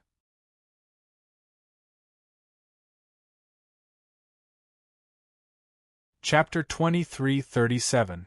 Lu Xiaoyi acted as if he didn't see the reaction of the high-ranking nun. With his tenacious nerves and perverted mind, he would feel a sense of pride whenever he saw others go berserk. I know you're angry, but you can't do anything to me. Why are you glaring at me? I'm not the one who made the rule that the Immortal Court doesn't tolerate female Buddhas. I can't control the fact that I'm a woman either. Since it has nothing to do with me, why do you want to kill me? Is it just because I spoke the truth? Master Yun Hai said word by word, Escort Lu, if you can't give me a convincing reason, then today, only one of us can leave here alive. Lu Xiaoyi narrowed his eyes and refused to back down. I hate it when people threaten me. I wanted to say it, but I won't anymore. Since I'm getting bored in the cave, why don't I exercise my muscles with you? But I can tell you responsibly that you'll be the one to die. Even if you're rich in the immortal court, you won't be able to withstand my flying sword. Come and try me if you can't accept it." Master Yunhai found that he couldn't stand it anymore. When this swordsman became arrogant, it was as if the whole world couldn't bear his face. The sharpness of his mouth made people restless and impatient. She knew that he was right and that it had nothing to do with him, but she couldn't stand his tone. If she could tolerate this, then she didn't need to cultivate anymore. She might as well be someone else's follower. She struggled in her heart. How did things turn into a battle of personal feelings? And it's a battle of life and death? She kept reminding herself to observe from the side, but who knew that she would still fall into a situation that she couldn't control?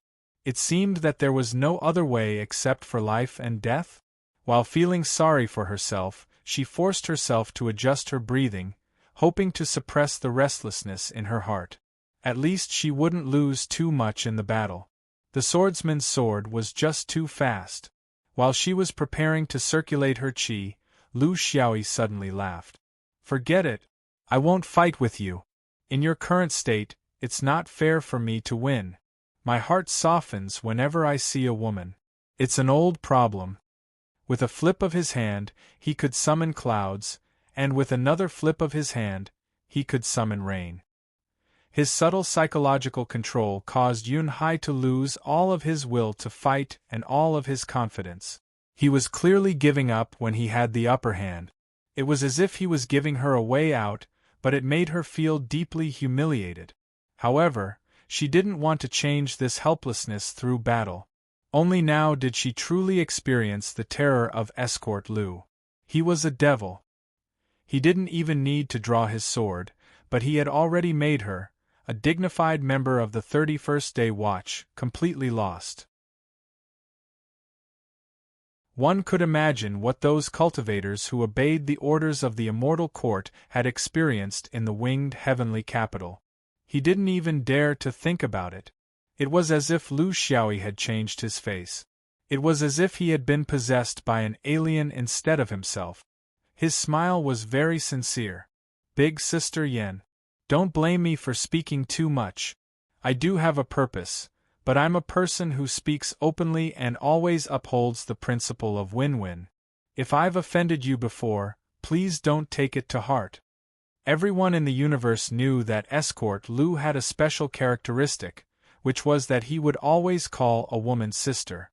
If he had called her that from the beginning, Master Yun Hai would definitely have left in a huff. She wouldn't spoil this kind of shameless person who took advantage of the situation. She had a lifespan of nearly 20,000 years, and this guy only had 3,000 years. Call her sister? He might not even be qualified to call her great-grandmother. But now that they had crossed swords, she had already lost her initial pride. She couldn't stop him at first, so she could only let him do as he wished. Now she was extremely embarrassed, but she couldn't do anything about it. "I say, big sister, although we have just met, we have been friends for a long time. Just based on big sister's character and temperament, how can you be someone without a bottom line?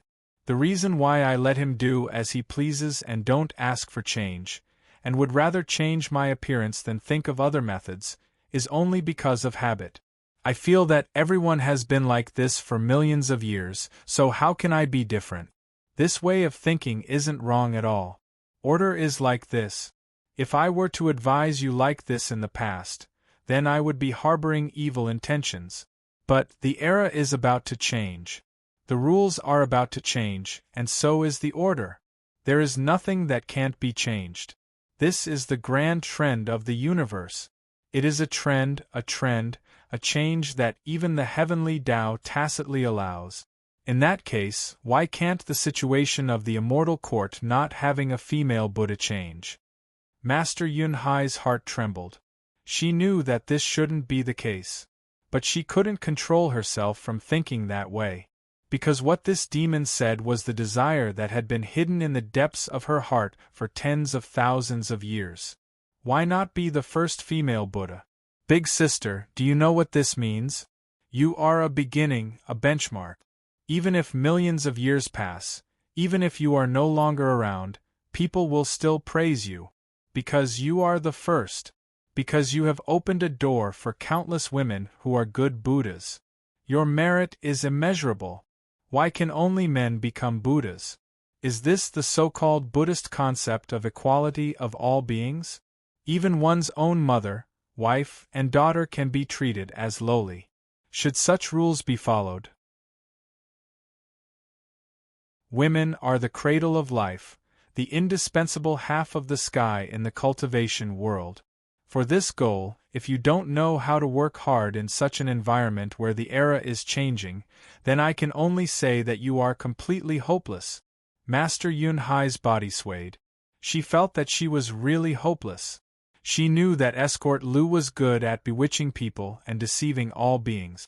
Even with all her precautions, she still fell into his trap and completely fell into it. It seemed that she still didn't want to climb out. Lu Xiaoyi's tongue flew everywhere, her saliva splashing everywhere. The new era. Everything is possible. But if you don't work hard, everything is impossible. The universe is in chaos and the great Tao is collapsing. You are not the only one who wants to change. I also want to change, you also want to change, he also wants to change, everyone also wants to change, countless changes. Can you stop it? Why not try? As the saying goes, the law doesn't punish the majority. Who dares to say that they can't succeed? You may be helping me, but I may also be helping you. In fact, everyone is helping each other and rushing forward together. The key is that you are actually helping yourself. P.S. What's going on? With 13,000 votes, you can't even stand firmly in the top 50? If you don't even help yourself, who do you expect to help you? Looking at the messy Master Yun Hai in the void, Lu Xiaoyi laughed in his heart. I have two swords. One is visible, and the other is invisible. They are equally sharp. He didn't have to encourage Master Yun Hai to change her cultivation to devouring. In fact, it didn't matter what she cultivated. As long as it was a deviation from the orthodox path, he would support it. The key was to set off a storm of change in the cultivation world.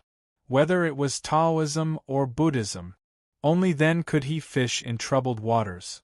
Only then could he completely rise to the top of the three most important great Taos and truly change the order. All these needed to be covered.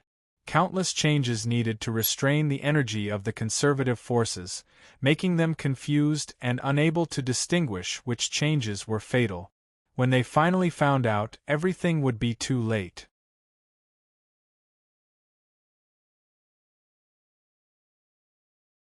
Chapter 2338. P.S. Begging for monthly votes, begging for monthly vote. The monthly votes list has gone crazy. Sloth's 50th place is about to collapse. Master Yun Hai's face was gloomy. She was struggling in her heart. This was no longer a matter of temptation, but the core of realizing the value of life. It was a matter of the meaning of 20,000 years of cultivation.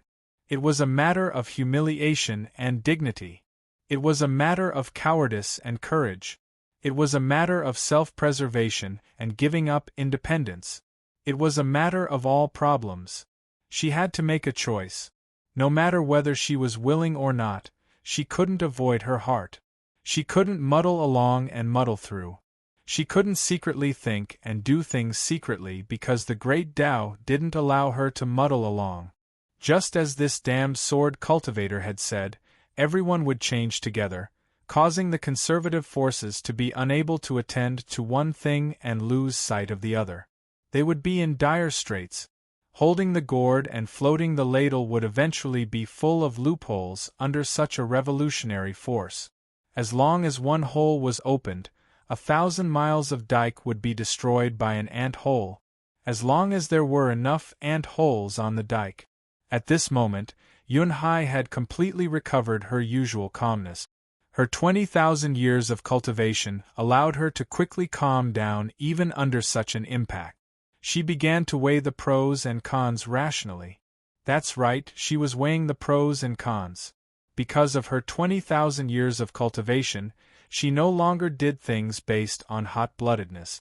Instead, she analyzed carefully and looked forward boldly. She immediately realized that even if she stood out and became one of the ants in the nest, she wouldn't be the most eye-catching one, because this sword cultivator's scheme was definitely much bigger than hers. A female Buddha might sound like a great change, but if she thought about it carefully, it would not be able to change the foundation of the immortal court. To the higher-ups, it was just an itch, who didn't have a mouth and chicken eyes. She looked at Lu Xiaoyi and her eyes became deep again. I can make a decision and even a promise. But before that, I need a real answer from the custodian. You and I have never met before, and we have never interacted before. We only know each other through bits and pieces of rumors. Don't talk nonsense like we've been friends for a long time. What I want to know is, why me? We've only met once, and you're already so sure that I'll join your camp? Why didn't you go and leak the information and receive a reward? Lu Xiaoyi looked at her and smiled. Let me guess, you're part of some Kuandao organization, right? The event was huge, and the number of attendees was more than 100 million. Originally, I wouldn't have been able to find you, but who told you to be so outstanding? You're unique in terms of cultivation level, ranked number 1? Master Yun Hai's eyes widened as he looked at him in disbelief. She finally knew who this swordsman was. Next to the members of the Kuandao Society, there was also a ranking list of green clouds, which was specially prepared for the women's friends. Compared to the members of the Kuandao Society, the number of people on the ranking list was not worth mentioning, but there were still tens of thousands of people. Other than that, there was only the glittering code name at the top, First Friend.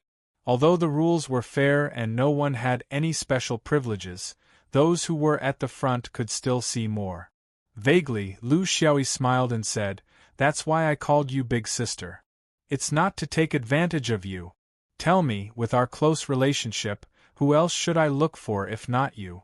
If I don't believe you, who else should I believe?" Master Yun Hai was somewhat dazed. It's over. The Kuandao Society is over. As long as it's related to a disaster like you, how can it be good? Lu Xiaoyi did not try to defend himself.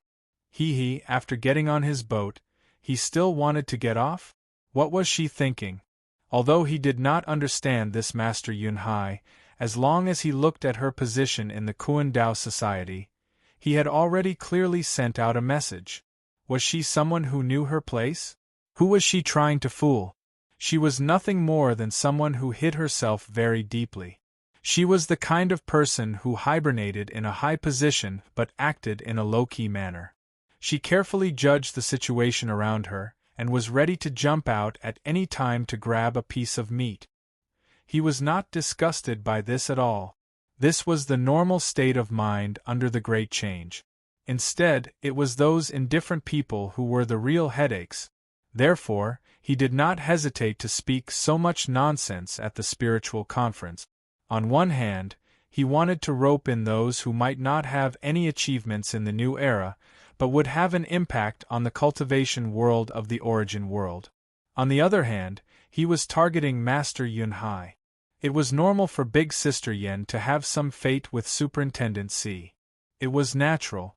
Master Yun Hai found that in this short period of time, her mood had been really fluctuating. Continuous mental attacks had hit her continuously. This person's rich experience had stimulated a cultivator like her to doubt herself. Had she lived 20,000 years in vain? But there were some problems that could be decided. Good. I will do my part when the epoch changes. But it will not be devouring. I will not promote this devouring Tao realm in the West Sea, but I will not stop it. I can still help you pull in some of the night watchers of the 32 heavens. Actually, it's not really pulling, but they have already sensed it. We will join this revolution in our own way, not yours. I think this is also your plan. It's better if we don't know each other. As for who will go up and who will go down, who will win and who will lose, it's up to God. Lu Xiaoyi said playfully. Big sister, you really don't want to know what I'm plotting? Maybe if I reveal some things, it will increase your confidence? Master Yunhai flatly refused. No. I'm afraid that if you really say it, I won't have the courage. Also, I'm really not your sister. I can't afford it, my shoulders are too narrow. Go and harm others, okay? I'm begging you. Lu Xiaoyi was very disappointed. There's no need to be so distant between us, right? You help me, I help you. It's mutually beneficial. Master Yunhai was very firm. Don't mention it again. Your Buddhism is your benevolence. If you don't go to hell, who will? It's fine if you don't help, but with your help, you can make a big deal out of a small matter. Sooner or later, you will help your stinky body out. Don't contact me in the future, I don't know you. But there's one thing you can rest assured about. Our power can't be underestimated. In the revolution of the Great Tao, we are also a force that can't be underestimated. He turned and left. Don't send me off. See you never. Lu Xiaoyi smiled as he watched Master Yunhai leave. He knew in his heart that it wasn't his power that made these scheming night watchers change their minds. How could it be? There were dozens of them, all of them. Among these dozens of night watchers, there were bound to be some who wanted to change, some who wanted to take advantage of the situation. He had only lifted this veil. In truth, these people had been searching for opportunities for change and establishing a brand new Great Tao for thousands of years. The advantage of hooking up with Master Yunhai and the other night watchers was that they could help each other. There was no need to deliberately do anything. When you finish singing, I'll take the stage. We'll help each other. You're the gourd and I'm the ladle. Everyone floated upwards together. At a critical juncture, everyone could reach a consensus to work together. This was meaningful, a very important meaning. These people were true veterans. They had been secretly watching for a long time. There was no need to doubt their ability.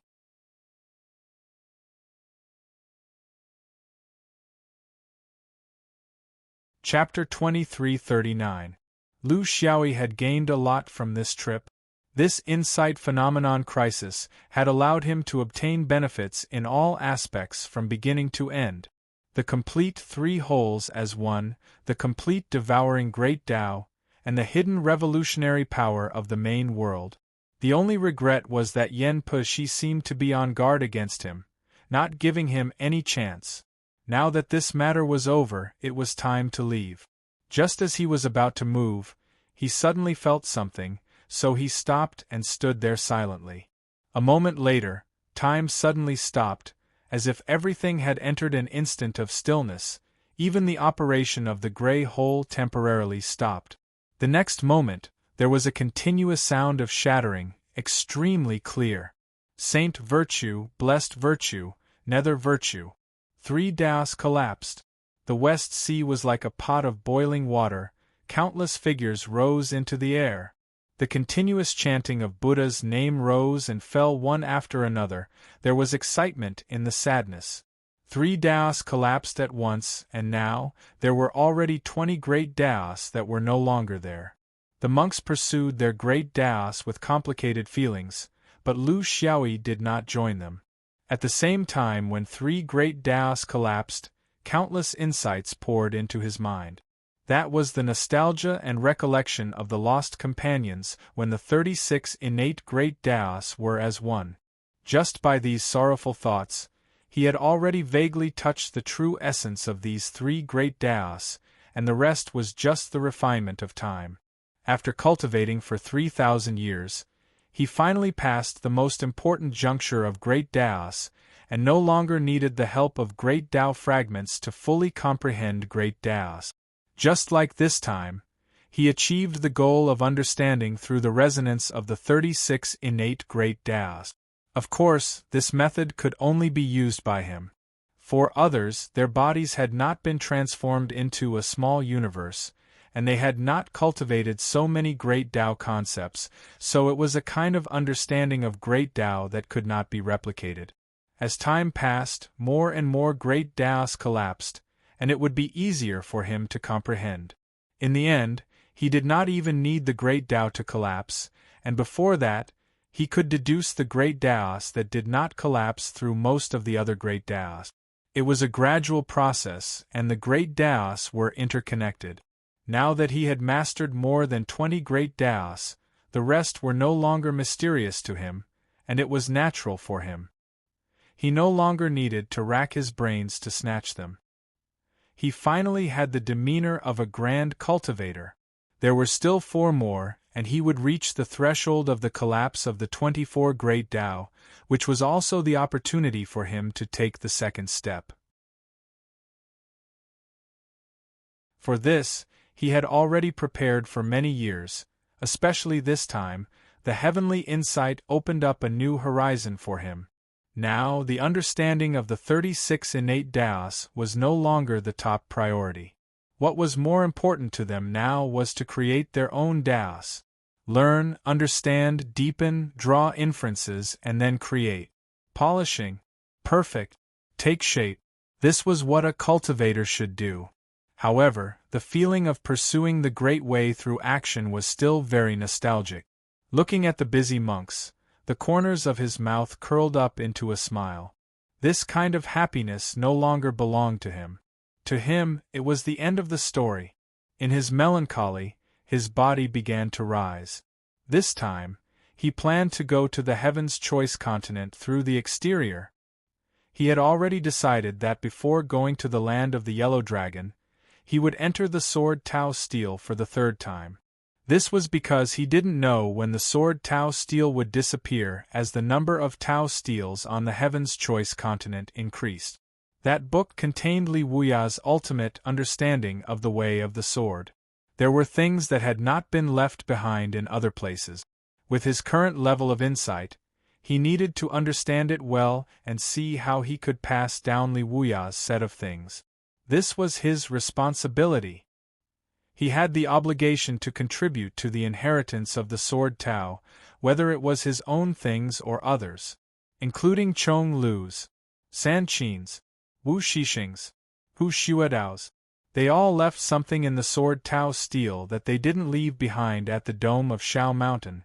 These could not be lost. As he rose up, Lu Xiaoyi couldn't help but think of a human face in his heart. Sun Bai. This Taoist had already proven his ability. Next was the stage of equal exchange between the two. He didn't know what this guy with great magical powers needed his help with. He was very calm. Lu Xiaoyi appeared in the vicinity of Zhou Xian's bounded domain. This was because this was the place in the negative space that was closest to the Heaven's Choice continent. Since he was already on the way, he didn't mind going in to take a look. Some old people, some old sights, they were all missing. The chessboard of heaven and earth could be considered an old friend of his. It turned a blind eye to his arrival, and even took the initiative to remove the traces of him crossing the boundary to show its friendliness. Of course, he didn't need this now. When he first came to Zhou Xian, the chessboard of heaven and earth looked extremely domineering and mysterious. Now, in his eyes, it had long lost that feeling. It was just an outdated innate spiritual treasure. He remembered that when he first came, he was treated as a pawn. At that time, he was dissatisfied and swore that one day, he would capture all the true monarchs of Zhou Xian to be his chess pieces. Thinking about it now, his ambition at that time was very laughable. Now, he could do it, and even control the chessboard of heaven and earth itself, but that ambition was long gone. Simple happiness, if you didn't do it at that time, it wouldn't be considered as happiness. Therefore, one must enjoy life to the fullest. This sentence really explained the true meaning of life. It wasn't that people would change, but that happiness would change. Just like the current him, it was already very difficult for him to find something that could truly make him happy to do. If happiness wasn't there, what was the meaning of life? Was it only supported by a sense of responsibility? How long could it last? He first came to Shaking Shadow, the place where the Zhou Xian sword vein had risen. More than 2,000 years had passed, and it was still the same. The only difference was that it was even more prosperous. In these 2,000 years, many things had happened here, but overall it was still relatively smooth. There were 3 points that guaranteed the rise of the shaking shadow sword vein. First of all, Zhou itself was a relatively stable environment. This was very important to the development of a sect. Furthermore, the shaking shadow sword vein was somewhat special in Zhou. The few upper realms had taken special care of it. This was something that the other sword vein couldn't compare to. Secondly, there were still a few shaking shadow veterans in the swordsman army that had followed Lu Xiaoyi on the expedition. In the end, they chose to return to their route. For cultivators with limited prospects, this was a very normal choice. They were the backbone that supported the Shaking Shadow sect, and thus laid a solid foundation for the Shaking Shadow sect. The scope of the Shaking Shadow sect's disciples was not just limited to the Shaking Shadow sect, but also all the talents in Zhou who were interested in the path of the sword. Finally, because of an important person in the Shaking Shadow sect, Lu Zhu. To the Shaking Shadow sect, having someone in the upper realms wasn't just a lie. They really did have someone. This thigh was very thick, so thick that it wasn't just the Shaking Shadow sect's thigh, it was also the thigh of Zhou, and even the thigh of the rising powers in the entire universe, who would dare to challenge such a orthodoxy. This was also the reason why the Shaking Shadow sect was so glorious now.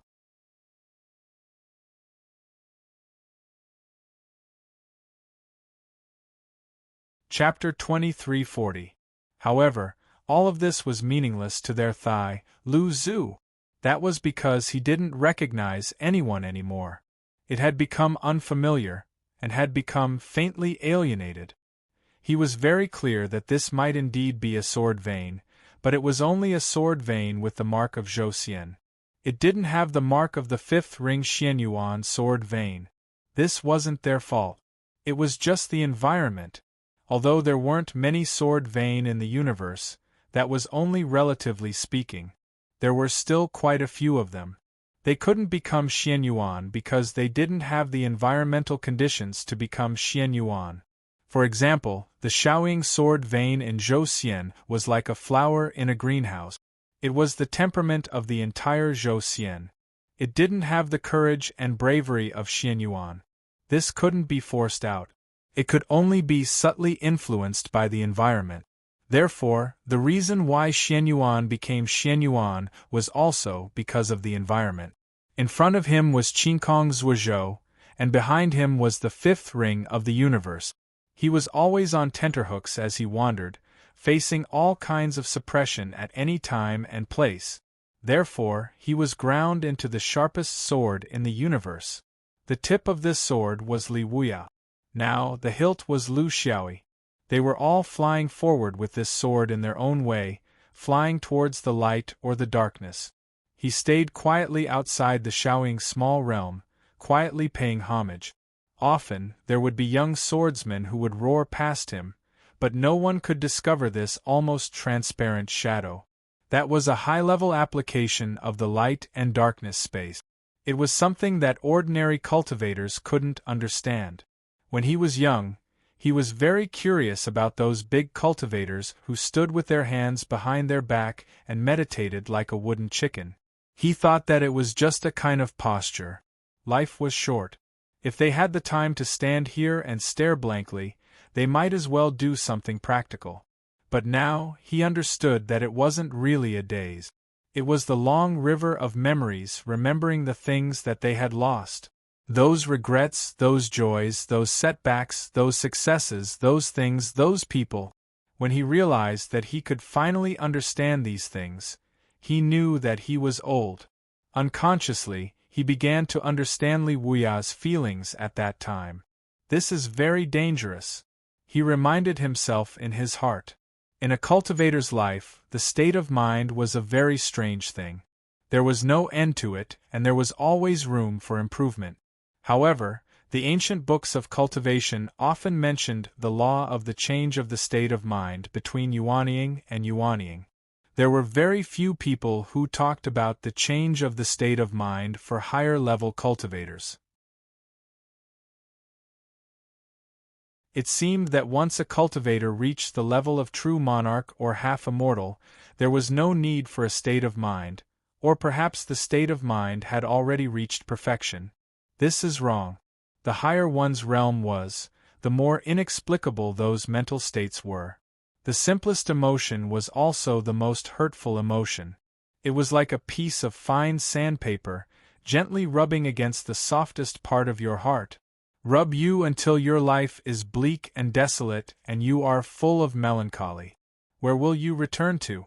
Loneliness, loneliness. This was the emotion he often felt now. Looking at the objects reminded him of her, and he felt even more melancholy. This was not an emotion that he should be feeling right now. It was too early. Just like the first sentence on the title page of Li Wuya's biography, I don't want to be an emotionless rock. Lu Xiaoyi turned around and left. He also didn't want to. He didn't go to the carefree continent because he didn't want to cause trouble. The old man with white eyebrows was very unusual. He might not be able to escape the perception of such an old fox. He couldn't face the old man with white eyebrows. He didn't know what to say to him. This old man was also a very curious person. With the character of the people in Zhouxian, they wouldn't be able to accept it if he revealed a little bit of this matter. They might not be willing to accept it either. It would be very awkward. It was better not to meet him, so as to avoid roasting the old man with white eyebrows. If Senior Kawa wasn't here, the carefree continent might not be so carefree for him. He came to another continent, the Yellow Court continent. In Lu Xiaoyi's life, excluding those who spent money and occasions, there were only about 2 women who were serious, Han Yen and Xia Bingji. Han Yen didn't need to think about it. She had the body of a phoenix. After her identity was clear, she wouldn't have any contact with human men. This was good for both of them. Xia Bingji had a firm Taoist heart. She was indifferent to the relationship between men and women. Since the two of them broke up on the Rust Star Jindan, she had always had this attitude. This made Lu Xiaoyi, who appeared to be cheerful and indifferent, but was actually proud in his heart, couldn't be as shameless as those people in the secular world. He was a person who respected others, especially women. What made him depressed was that in his cultivation life, he had many senior sisters. Yen Tsang, Yen Dai, and Ka Wa were the few who were close to him. However, they all lacked the opportunity to break through the window paper. He felt strange. Why weren't the others like this? The good women he met were all devoted to the Taoist path and didn't care about the relationship between men and women. Yen Tsang was needless to say. Jean Eyre was Bulien's. Maybe he was a little mischievous at the beginning, but later he really treated her as an elder sister. But what about the others? Even though he boasted that he was experienced and had great means, and could be considered a little divine master in the field of flowers, he didn't seem to have been in a real relationship. Many of them went straight to the point. They only focused on the results and didn't talk about the process. He finally realized the difference between him and Li Wuya. Li Wuya had a wife, but he didn't. Li Wuya had an unforgettable love, but he didn't. Why? This was what he had been struggling with. It wasn't until Yen Dai left him a letter at the dome that he understood a little. On the surface, the letter asked him to take over the 5th ring navigation study. However, this was just a pretense. The real content was to remind him that he had made a huge mistake in his relationship with his senior sisters. That was, when he was dating a woman, when the other party said no, it was possible that she didn't think so in her heart. Especially for those women who were proud and didn't want to belittle themselves.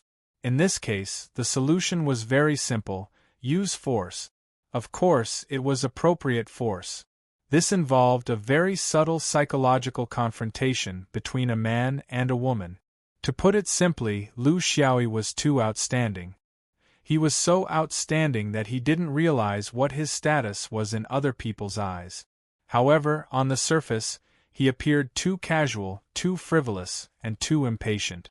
This would give people the impression that he didn't care about anything, that he was just playing around, and that he didn't take anything seriously.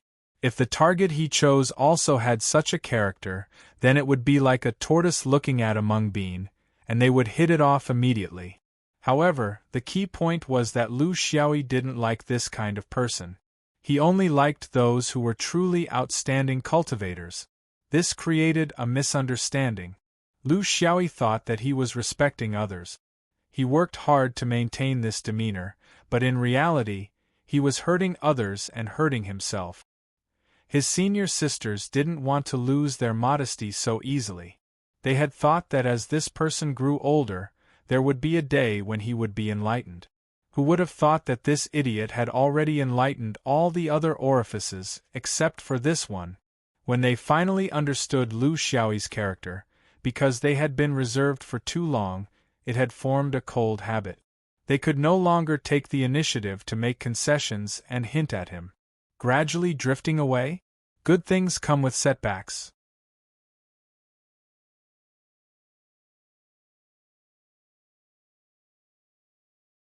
Chapter 23:41. Xia Bingji gently lifted her skirt and slowly glided in the valley under the night sky.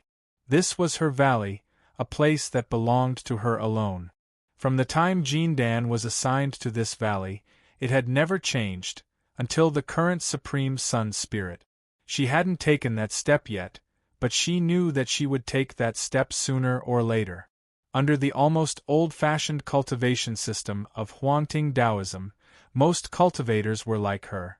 They just followed their own pace and didn't change anything because of the changes in the outside world.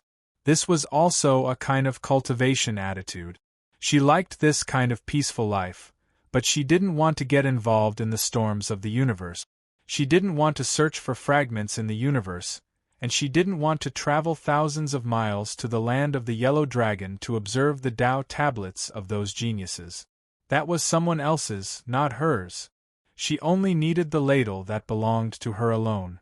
Her mentality was incompatible with her peerless appearance.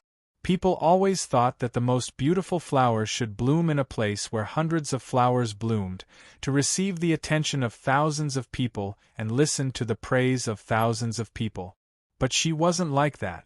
She liked to bloom in a cold and empty valley and only show her beauty to the people closest to her. If there were no other people, then she would bloom for herself to admire. Since she was a child, she had always been the one who attracted the most attention. Not only was her cultivation potential outstanding, but it also showed in every other special aspect. She could play the most beautiful zither, write the most artistic calligraphy, and draw the most spiritual mountains and rivers. Her flower beds were always lush, and the elixirs she refined were praised by even the masters of alchemy. In every aspect, she strived to reach the peak. She was the best, the disciple of others. She was the only one who knew that even though she was putting on a show for others, she didn't like it herself. She was a person who lived for others, for the sake of those hypocritical competitive people. It wasn't until her realm slowly rose that she realized what her real hobby was, which was doing nothing, sleeping in, being in a daze with nothing to do. There was no pressure to plan. There was no struggle under pressure. If one had to ask her what her hobby was, it would probably be swimming. She liked to be free like a fish and enjoy the gentleness of the water. She floated in the water and completely isolated herself from the ever-changing world of cultivation, even if she was deceiving herself. Therefore, she was rarely as busy as other supremes in the universe. She could easily manage her own life and cultivation, and her realm was actually not left behind by others. In Huangting Taoism, everyone praised her for her innate Taoist qualities and that she would become an immortal in the future without any effort. Regarding this, she only smiled faintly. No one understood her. She was a person who wouldn't give herself any pressure, but at her current level of cultivation, who in Yellow Court Mountain could give her any more pressure? She liked this remote valley for a very simple reason. It was because of the secluded spring in the valley. Every time she soaked in the spring water, she would be far away from the faint loneliness. It was as if this was her universe, her everything. Just like now, he had solved a thorny cultivation problem in a few short years of seclusion, and the first thing he did after coming out was to return to the embrace of the spring water. There was no other person in the entire valley. This was Huangting Taoism, and she was the top Yang spirit supreme here. For 1,000 years, no one dared to intrude without notice because she was Xia Bingji, the fairy of Huangting and also the fairy of Zhou Xian. Anyone who dared to blaspheme would be torn to pieces without her having to do anything. She swam in the water like a fish. The familiar temperature and the familiar fragrance of the water were her world. It was really difficult to cultivate alone. It wasn't because of the so-called cultivation method and Tao realm, but because of the loneliness that would always exist and couldn't be dispelled. People, one stroke and one restraint, were supposed to support each other. Just a stroke and she couldn't stand firm. It wasn't her body that couldn't stand firm, but her mind that couldn't stand firm. Would she become a stone after cultivating? Then she would really become a stone woman. In her life, there weren't many things worth remembering because they were all familiar scenes, familiar contents, and the same process, making it hard for people to recall them. The only thing that she couldn't forget from time to time seemed to be a memory. If she didn't mention the reflection after waking up, that should be the happiest year of her life, right? Even if she was actually deceived.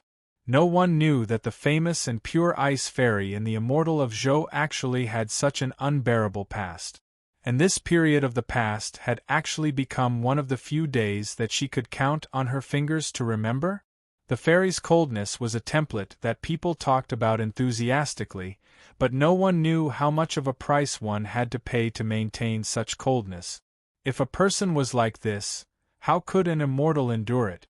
She couldn't believe it. If a person like her really became an immortal, how could she spend the endless years?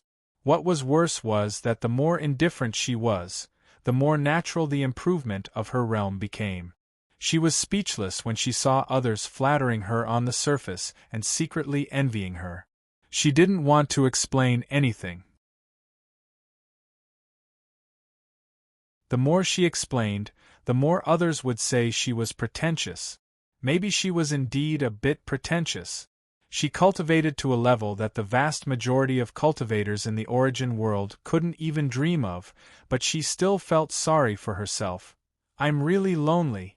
If you don't reach this realm, you'll never be able to understand this feeling. And when you reach this realm, you disdain to explain it to the masses. You can't explain it to them. This wasn't just her problem, but everyone who reached this level had a problem. The only difference was that everyone had a different way to deal with it. But among all the methods, the most unreliable was to make new friends. People like them had long passed the age of heart to heart. Now was the principle of exchange of benefits.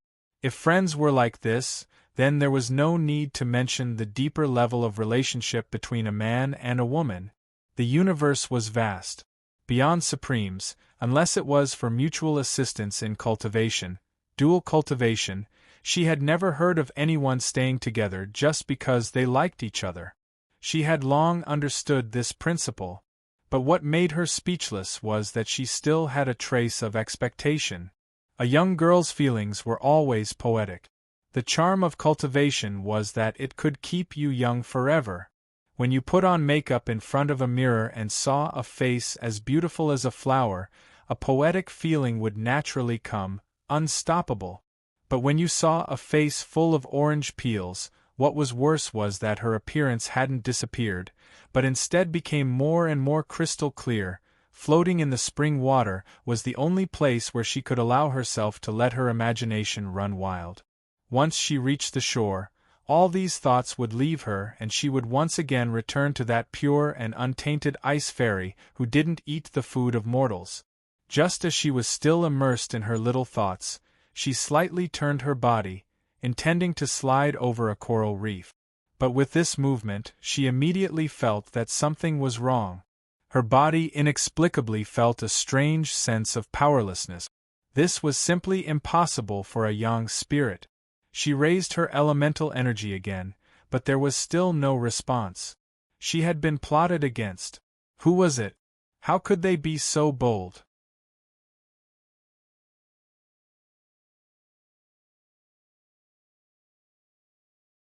Chapter 2342. P.S. The activity at the starting point makes people speechless. When I ask for tickets, I only ask for the tickets in your pocket. Don't forget, I don't want you to spend money.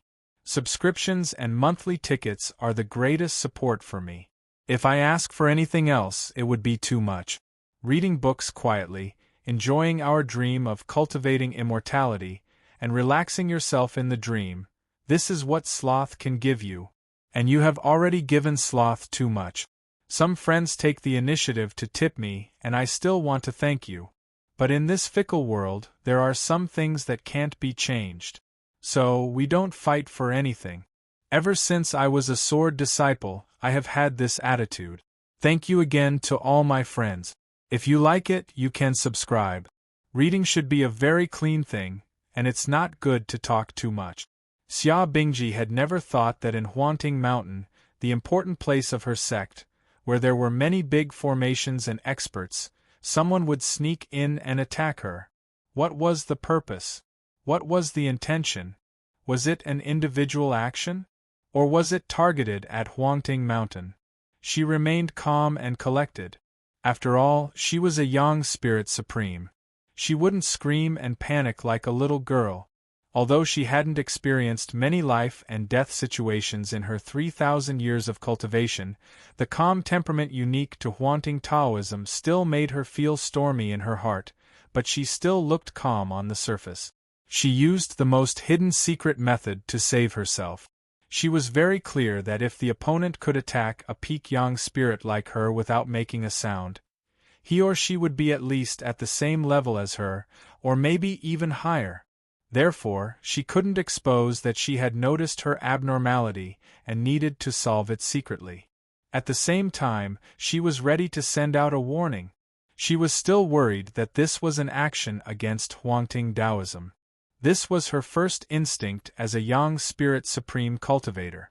If it was a single person, then it might be the heart compass borrowing Tao realm that had been rumored recently. She wasn't too worried about this. Anyway, she didn't take the so-called fragment of the Great Way too seriously. As for beauty, this was the most impossible. This was the thought of mortals. No one would have any designs on a yang god or Kuandao because it was almost impossible to control. If they wanted to take another step forward, it would be no different from courting death. However, her judgment was obviously wrong. Her opponent was very experienced. He immediately made his move the moment she noticed it. Before she could react, a pair of large hands had already touched her waist from behind. After removing her defense in an instant, a layer of goosebumps appeared all over her body. The big hand moved slowly. At the same time, the two bodies intimately stuck together. This made Xia Bingji realize that she was in danger for the first time in her life. No, it was the second time. For the first time, someone had approached her from behind and hugged her waist while spouting nonsense. She tried her best to remain calm because she might only have one chance. This person's strength was too terrifying. Until now, she still didn't know how this person approached her without making a sound. How did she suddenly lose the ability to resist? She only had one chance, and it was the final move that every Koan cultivator would prepare for themselves. She did not care about her own life or death, but she must make this thief pay the price. A scorching breath came to her ear, and someone chuckled in her ear. Did you remember something? We thought about it and used all kinds of methods, but we didn't think about it in the water? Do you want to try? Xia Bingji's body trembled. As soon as this person spoke, she knew who this evil thief was.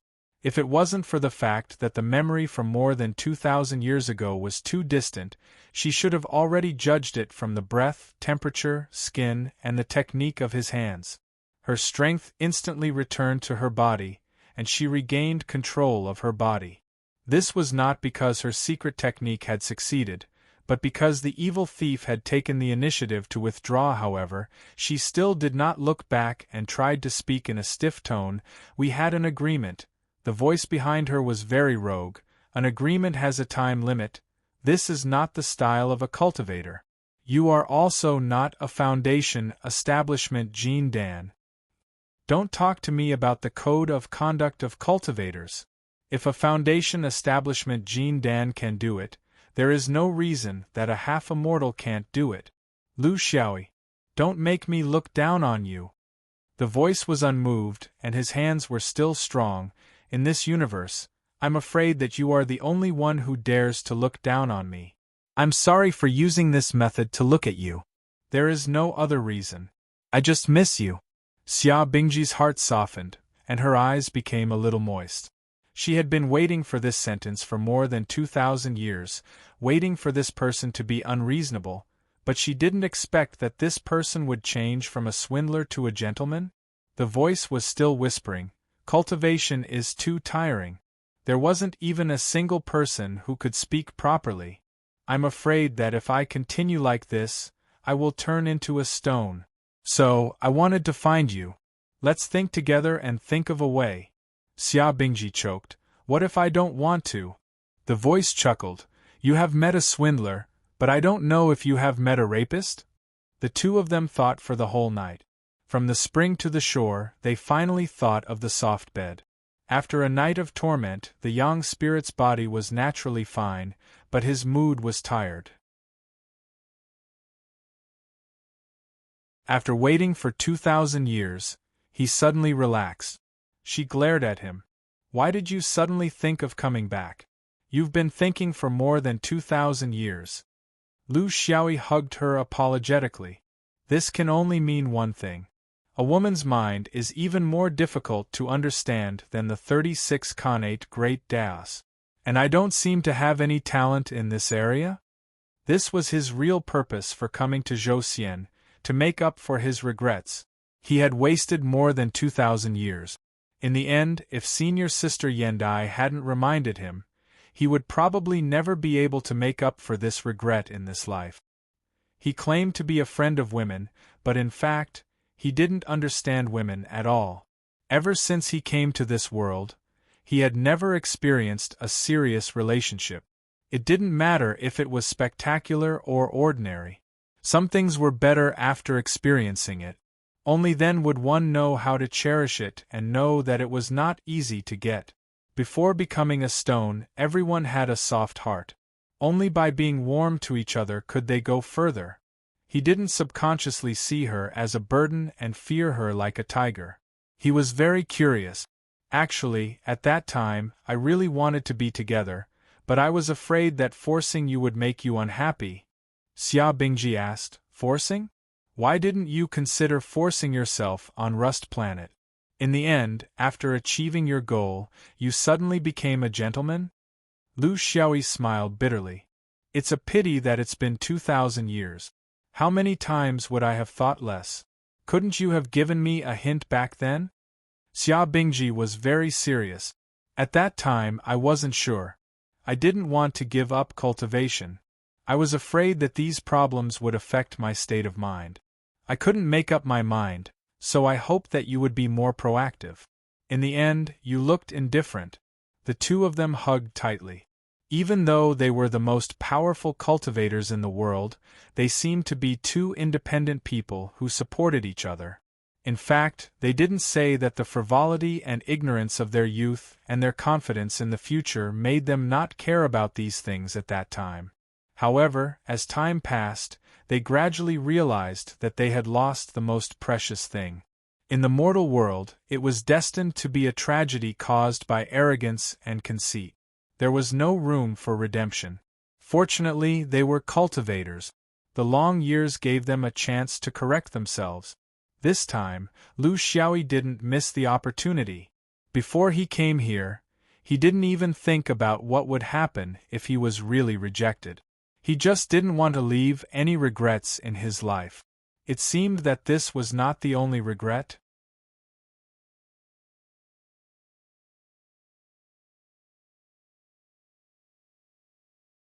Chapter 23:43. There was finally laughter in the valley, which was precious to people like them. Simple happiness was so easy for mortals, but for people like them, it was harder than ascending to the heavens. For a 1,000-year-old monster, it was a kind of happiness for them to find someone they could completely relax in front of. They didn't have to think about what they should and shouldn't say, and they could indulge their bad habits that they never showed on the outside. They had known each other for more than 2,000 years. Although there was a long gap in between, they could be considered as an old couple after 2,000 years of caring for each other. Although they no longer had the rash passion of their youth, time had brewed this experience into old wine, which had its own mellowness and longevity. They had their own way of getting along. Taoist Huanjin and 3 other old Taoists came to the Horseshoe Valley together. The reason why it was named Horseshoe Valley was because there was a small lake in the shape of a horse's hoof. In the 100,000 mountains of Huangting Taoism, the scenery was ordinary. However, because of a cultivator here, the Horseshoe Valley was now a very famous place among the Huangting Mountains. The beast was noble because of its owner, and the land was named after its owner. The owner of the Horseshoe Valley was the famous ice fairy in Huangting Taoism. She chose this place as her abode when she was in Jindan. She cultivated until she reached Yang spirit and became the most powerful cultivator in Huangting Taoism. She had never changed her abode for more than 2,000 years. It was not that she was not qualified, but every cultivator had their own preferences and habit. It was nothing for her.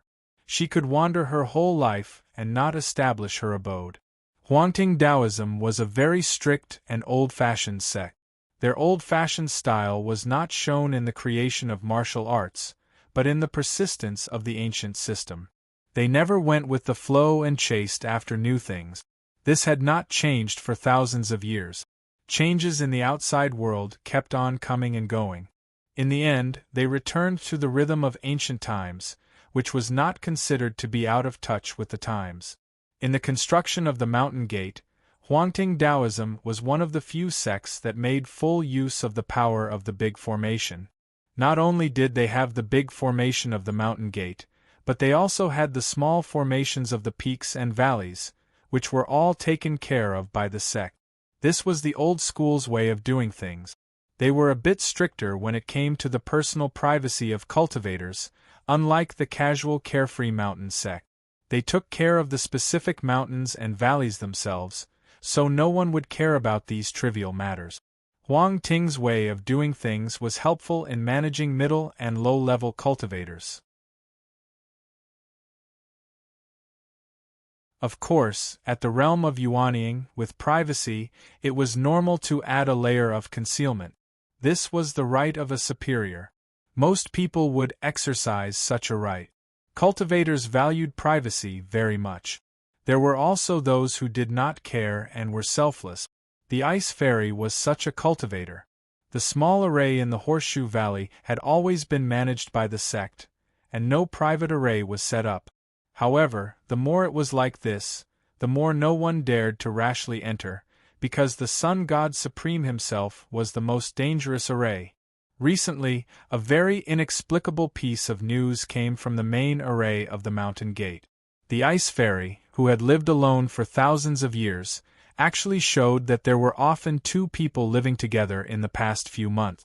This was a very unexpected discovery. It wasn't that the disciple controlling the array did it on purpose. It was just that the small array was displayed in such a manner. Since the Ice Fairy didn't mind the existence of the small array, some basic information would appear on the pivot button of the array, clearly visible. Was it a little abnormal? The Yuanying controlling the array didn't dare to neglect or question it. He could only report it step by step. In fact, he still admired and respected the Ice Fairy. The Ice Fairy was Huang Ting's business card and face, so it was normal for everyone to pay special attention to her. Cultivators, of course, could have their own friends outside. Not to mention a few months, even if they lived here for a lifetime, no one would deliberately care. Even the Zhuji Feis had such a right, not to mention the top of the sect pyramid, the Sun God Supreme. In theory, not to mention one more person in the valley, even if there were hundreds or thousands of people, this was the right of the Sun God Supreme, and no one would say anything. But the Ice Fairy was different. This was an instinct in the subconscious of human beings. The Ice Fairy could live alone until she grew old, but if there were guests in her room, of course, no one would really think so. The Ice Fairy's character was famous in the whole of Zhou Xian for her self-respect. She was simply the role model of the word fairy. Could it be that she was a friend of a Kuan guest? The matter was not big, but in recent months, the Taoist in charge of transporting and purchasing things to the valley had reported that there were really 2 people in the valley, and the one living with the Ice Fairy was really a man. The food had also changed from vegetables, fruits, and other bland things to big fish and meat. There were also barrels of good wine. The Ice Fairy had a simple personality, and there were only a few houses in her cave. Now there was one more person, and there were no new buildings in the valley. The upper echelons of the Yellow Court Tao sect were gossiping about this. If a man had gossip, it was romantic, and dual cultivation was practicing martial arts. But if it happened to a role model like the Ice Fairy, a role model also needed to be packaged. Although it had no practical significance, it also involved the face of a big Taoist. If she was a notorious slut, it would be fine, but her image to the outside world was that of a fairy. She couldn't just change her image casually, could she? It was a headache. After all, her status, strength, and realm were not something that could be criticized by just one sentence. They couldn't even talk about it specifically. They could only beat around the bush when facing each other. The problem of personal morality was a taboo among the higher-up. After thinking it over and over again, it wasn't good to be straightforward, but it also couldn't be ignored. Left with no other choice, a few of the most respected and experienced old young gods of the Golden Court could only find an excuse to come together. They used the opportunity of discussing the recent situation in the universe and the collapse of the 3 fragments to enter the valley to investigate. While they were at it, they also wanted to see who this divine being was. How could he dare to pluck the most beautiful flower in all of Zhou under broad daylight? It was fine if they secretly ate and took it, but they didn't even show their faces. They didn't even see her family. It was the first time these old yang gods had done such a thing. It was very awkward, but they had to come because Taoist Huanjin had given a strict order. No one was allowed to hide from this kind of embarrassing internal affairs. When they came to the entrance of the valley, Taoist Huanjin's face was calm and he coughed lightly. "Junior sister, we came here by chance because we were worried about the recent chaos of the fragments of the 3 virtues. We happened to pass by the valley after drinking, so we wanted to ask Junior sister's opinion on this matter. Is it convenient for Junior sister?"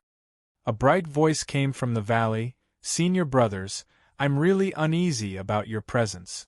It's just a small matter. You can just tell me. Why do you have to come here personally? Please come in, I happen to have some good tea." The old Taoists touched each other's divine senses and shook their heads. Just by hearing this voice, they knew that the rumors outside were mostly true. Before this Ice Fairy only had one sentence: "It's private, not official business. I'll just follow senior brother to the main hall." This was troublesome.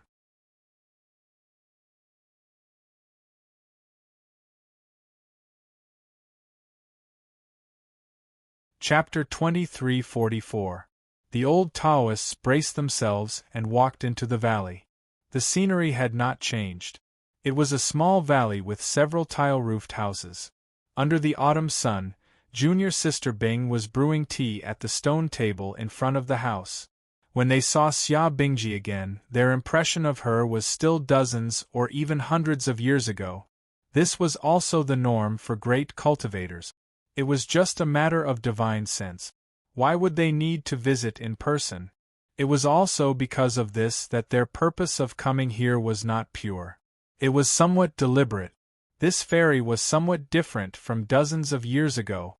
It was not difficult for great cultivators of the yang spirit to maintain their youth. As long as they wanted to, it was not difficult to go back and become a child. Junior Sister Bing was the same for thousands of years. She always looked like a pure young girl. This was also the age that great cultivators liked to stay the most. But now, Xia Bingji had completely changed her style.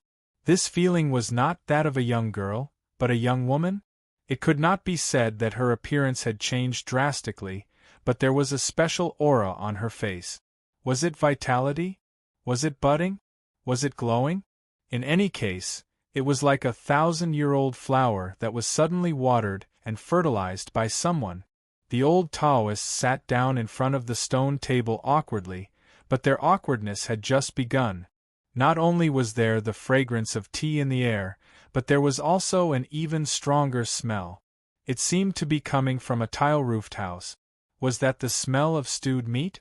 There was a lot of ingredients: Ganoderma, snow lotus, ginseng, wolfberry, cordyceps, oysters, walnuts, rehmannia, long jiang. 4 great cultivators with sharp senses like them, they knew what was in it with just a sniff of their nose. Awkward. Extremely awkward. But the ice fairy opposite them did not feel anything. It was natural, as if this was the most normal thing in the world. What was there to be surprised about? This was the most stupid period of a woman's life. Before the tea was ready, Huanjun spoke first because they felt like they were sitting on pins and needles. They really did not know how to remain calm in such an atmosphere. Junior sister, it's like this. Recently, you have not come to the main hall to preside over the affairs of the hall. There are some things that you might not be clear about. Saint Defoe's een virtue has been lost. The universe is filled with figures searching for the fragments of the great path. It's a mess. Now that the epoch is about to change, the great Tao is gone, and the competition is getting more and more intense. There are signs of people not caring about anything. No one follows the rules anymore, and there are more cases of people seizing things by force. Xia Bingji poured tea for her senior brothers and listened quietly. She was not completely ignorant of these things. She had heard a little about it, but among the yang spirit Zhenjuan of Huangting Taoism, she was famous for not caring about the truth. Even though she knew about it, it was not something that she needed to do anything about. Huanjun's expression turned serious. The collapse of the 3 virtues this time was due to some luck in Zhouxian airspace. It was probably because we had been working hard on the word virtue for a long time that we attracted a lot of fragments. This is especially true for my Golden Court sect. During the battle for fragments in outer space, we relied on our geographical advantage to obtain 6 or 7 fragments. This is also my Golden Court sect's reward. However, a half-immortal who came from afar found nothing in Zhouxian airspace. Relying on his strength, he spread the word that he wanted the people of Zhouxian to give up some fragment. The reason he relied on was the so-called boundary limit, especially for my Huangting Taoism. This matter is very difficult to deal with properly.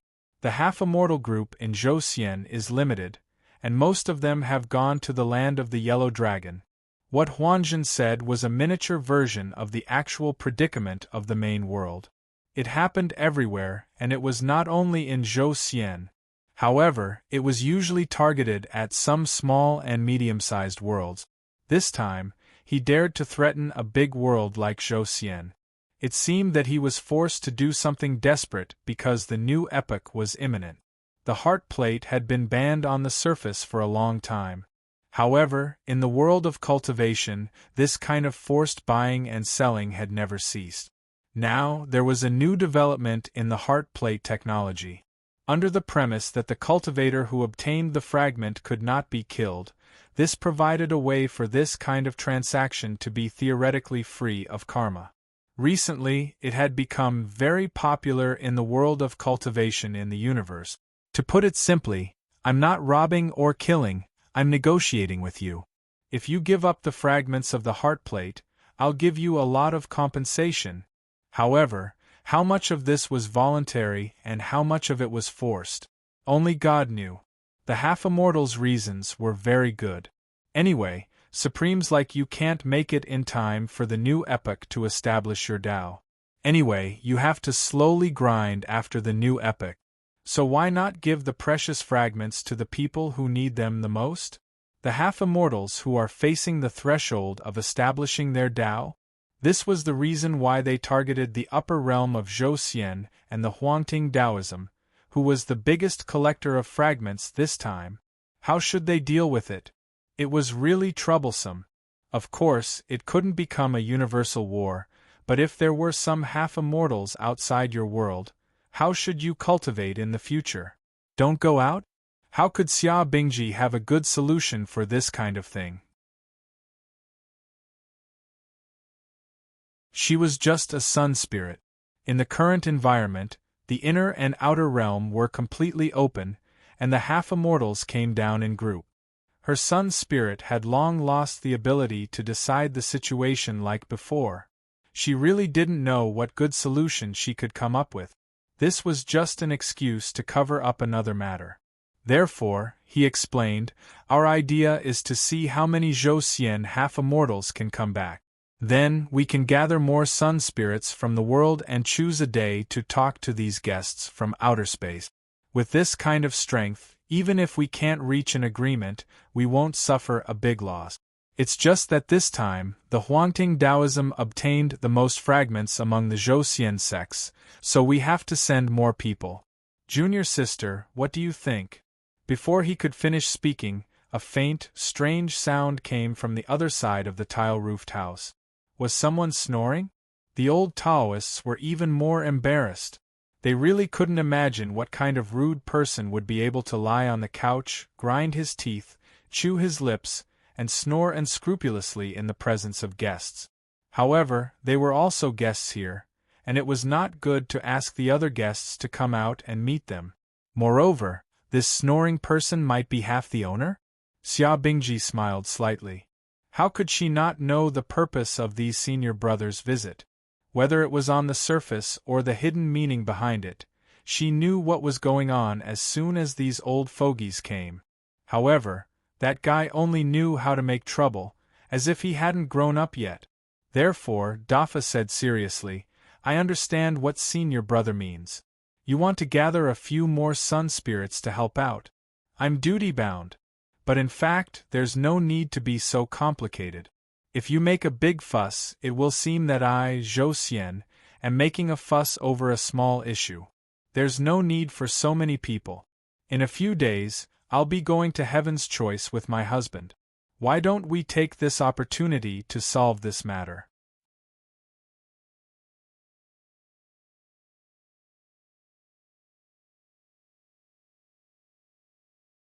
Chapter 23:45.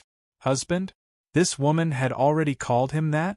In the cultivation world, it was nothing new for male and female cultivators to practice dual cultivation. Many couples who practiced dual cultivation for many years ended up dying without any illness. This was the norm. Therefore, calling him husband was actually a very formal title. Xia Bingji's Dafa status made the old fogies even more embarrassed. They didn't even bother to ask why the two of them could solve this matter. Instead, they focused on the husband. Huanjun laughed awkwardly. Junior sister, you're too polite. How could you not say anything about such a big happy event? I wonder which family's talent could win junior sister's favor? It's really a blessing accumulated for countless generations. It's just that there will be countless people in Zhou who will be disappointed. Xia Bingji smiled slightly and didn't deliberately hide it.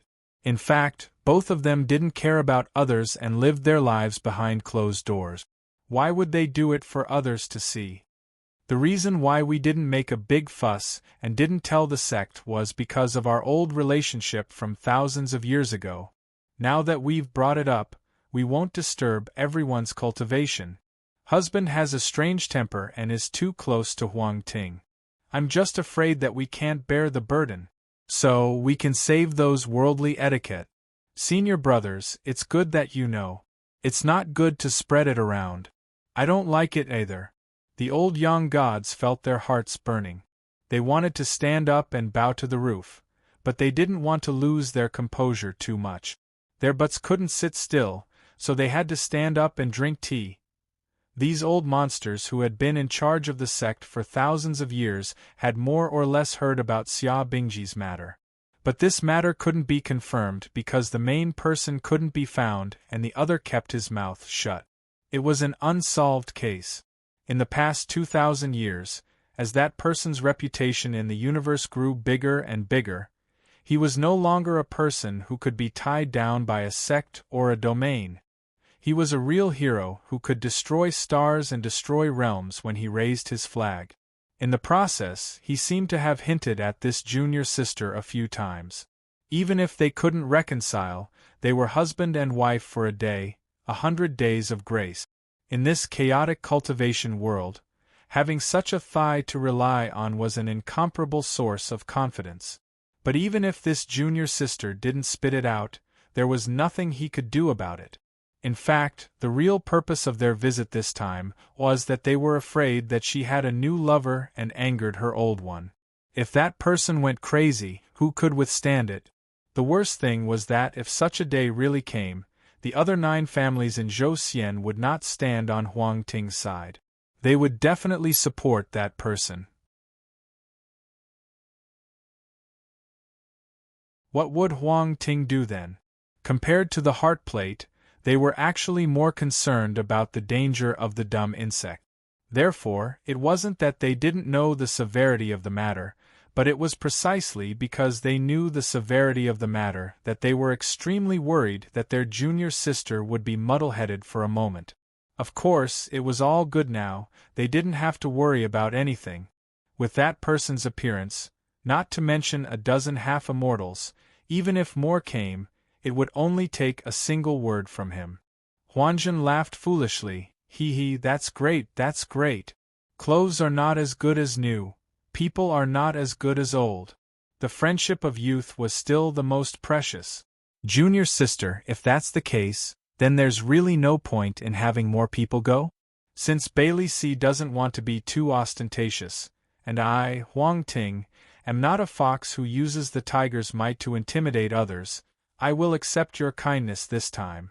I'll arrange it now and set a time. Junior sister, do you have any requests? Xia Bingji smiled. We don't have any requests. Originally, we wanted to get up after a few days. It's not something urgent, just arrange it, senior brother. The few old Taoists were old and experienced. They knew that the gathering of these 2 people this time was the fire that started a prairie fire. So they shouldn't stay for long. They raised their hands to say goodbye, and Xia Bingji sent them off politely. When they reached the entrance of the valley, Taoist Huanzhen couldn't help but hand over a jade slip. Junior sister, I know that you're proficient in the Tao of pills, but there are some things that you don't know too much about? Like the snow lotus, how can it be stewed with the spiritual beast meat?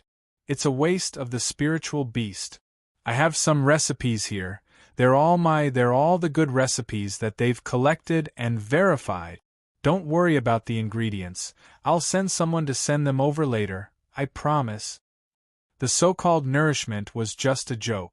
Foundation establishment cultivators didn't need to worry about it, let alone the top level of mortal cultivation, half-immortals? However, life needed to be adjusted. Half-immortals and yang spirits had almost no need for the outside world. They could spend their whole lives in the Tao realm without any problem. They could sit in the immortal's cave until the end of time, and they could sleep in the clouds for 1,000 years. If that was the case, why would they need to find a partner? It was for the comfort of the soul. It was 2 different concepts on the material level. However, these two concepts complemented each other. For example, through some small details in life that were originally unnecessary, such as eating, sleeping, and thinking, one could complete the resonance and harmony on the spiritual level. In the end, one would be able to find happiness, and also bring happiness to others. Just like a pot of flower, it needed to be watered, fertilized, and ventilated.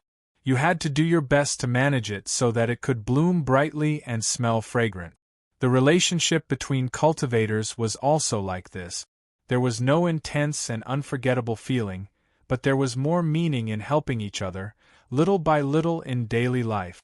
So Lu Xiaoyi asked for nourishment. So Xia Bingji stewed it in a big pot. So she really did provide some recipes. In fact, she was trying her best to act. Life was a play. If you acted seriously, others would believe it, and you would also believe it. Acting was deceiving people. It was also a kind act, and the role was integrated. There was only one purpose: to get the comfort of the soul, to soften one's heart, and to turn oneself into a stone as late as possible. It was too naive to talk about love at this time. Lu Xiaoyi wouldn't believe it, and Xia Bingji wouldn't believe it either. However, Lu Xiaoyi felt that Xia Bingji was a good partner to walk together with. Xia Bingji also thought so, and the result was the current situation. Deliberate? Artificial? Maybe. But if they could continue to help each other like this, it would be unforgettable. It was like time had left a mark on a person. It wouldn't be done overnight, but slowly. As long as it was long enough, it would leave a mark that couldn't be erased. Cultivators were different from mortals. A mortal's life was less than 100 years. In fact, it was tailor-made by God for how long the feelings of a living creature like human beings could last. It just happened that they were stuck. Without feelings, they were about to die. But cultivators were different. Their excessively long lives required another way, a way of management. Every successful cultivator had his or her own way of managing the mind and soul. If they couldn't do it, they would suffer from qi deviation. Between people, there was also a need for management. A little bit of truth, a little bit of coincidence, a common request, and an unchanging persistence. This was the concept of love for cultivators. Of course, for Lu Xiaoyi, it might be a little more of a physiological reaction.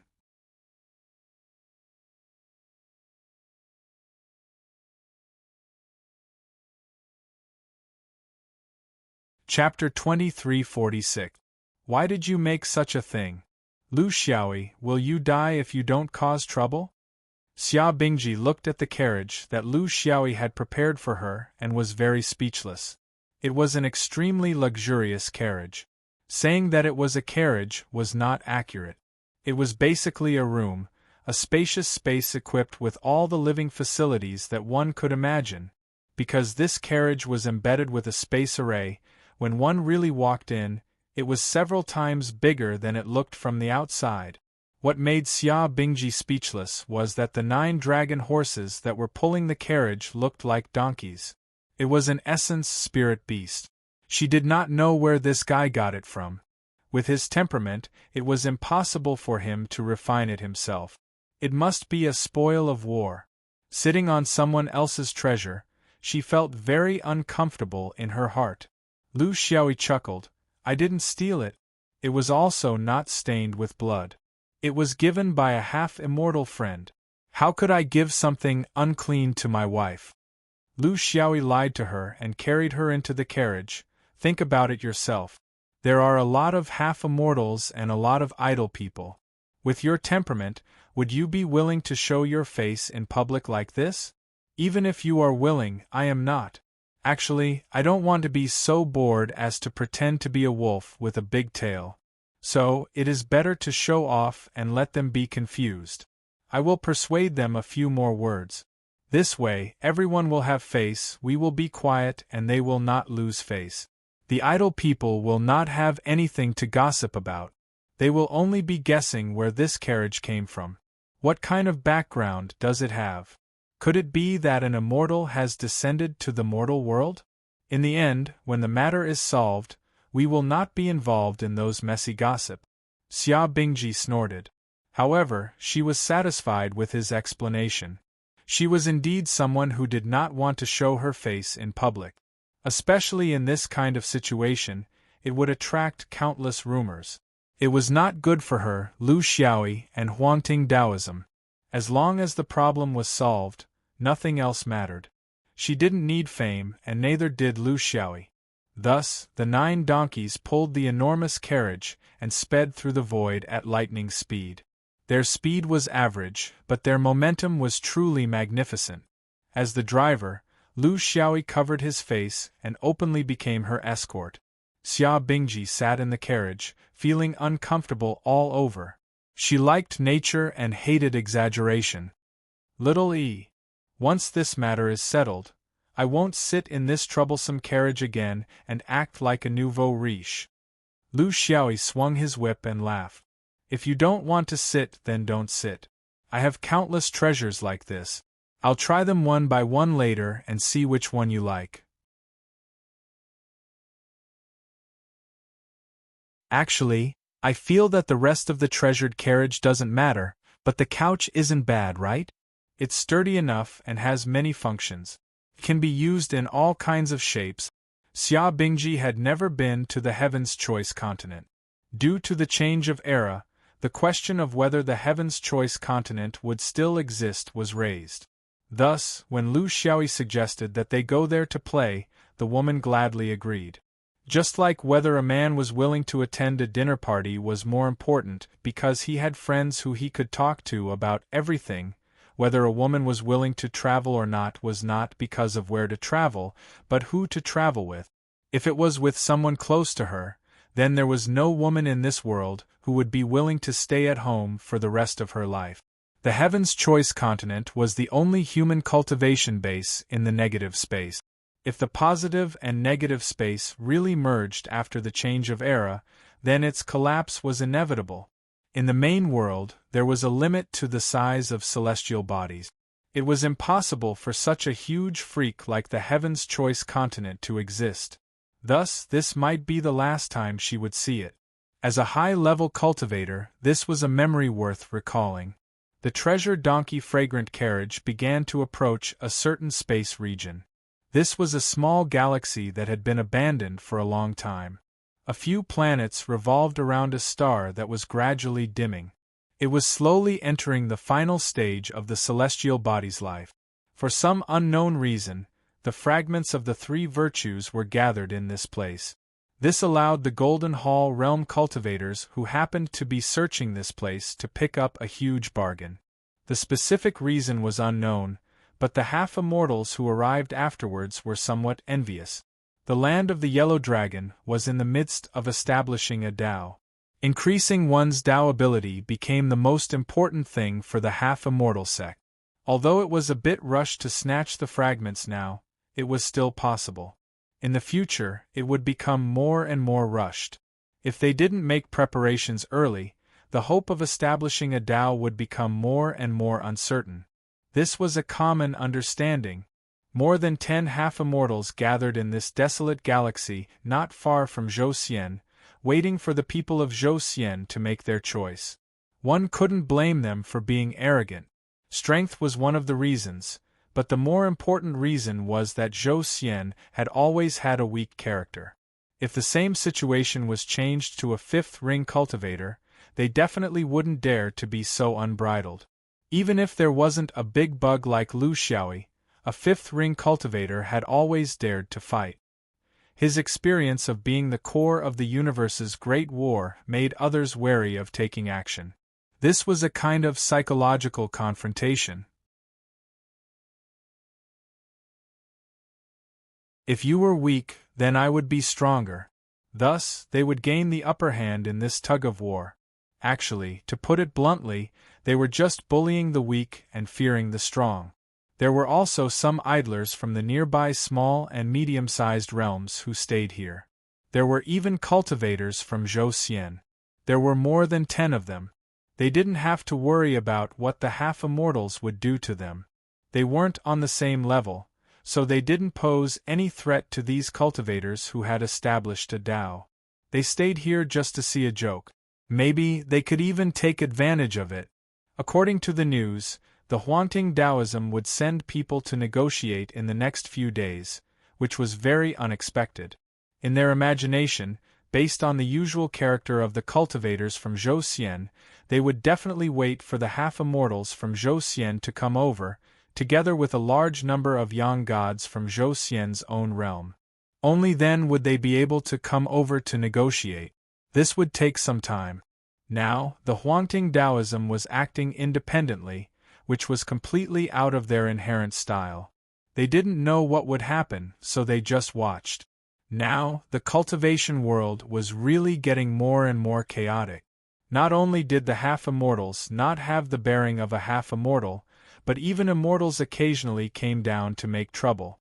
There were no rules under the control of the Yang God in the cultivation world of the main world, which made people feel completely uncertain about the direction of the matter. Just as they were looking forward to it, an imposing donkey carriage appeared in the sky. It rolled over and didn't hide its intentions at all. The nine-headed dragon horse. Well, it was a little deformed, and its size seemed to have shrunk a little, but its momentum was still there. Its veins were bulging, its eyes were like torches, and its hooves were like fire. Behind it was a huge and luxurious carriage. This kind of object didn't conform to the aesthetic standards of the main world. It seemed a little too ostentatious. However, among the dozen or so half-immortals, there were also insightful people who whispered to each other, "Don't these dragon horses look like the legendary Yin horses of the immortal court?"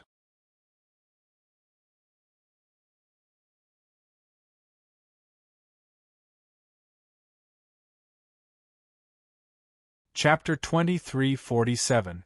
The treading shadow horse was a type of immortal horse in the legends. It was said that it could travel freely between the mortal and immortal world. Of course, it was only a legend. It was one of the countless speculations of the lower realm cultivators about the immortal court. However, they were all experienced and knowledgeable people in the origin world. There were very few species that could escape their recognition.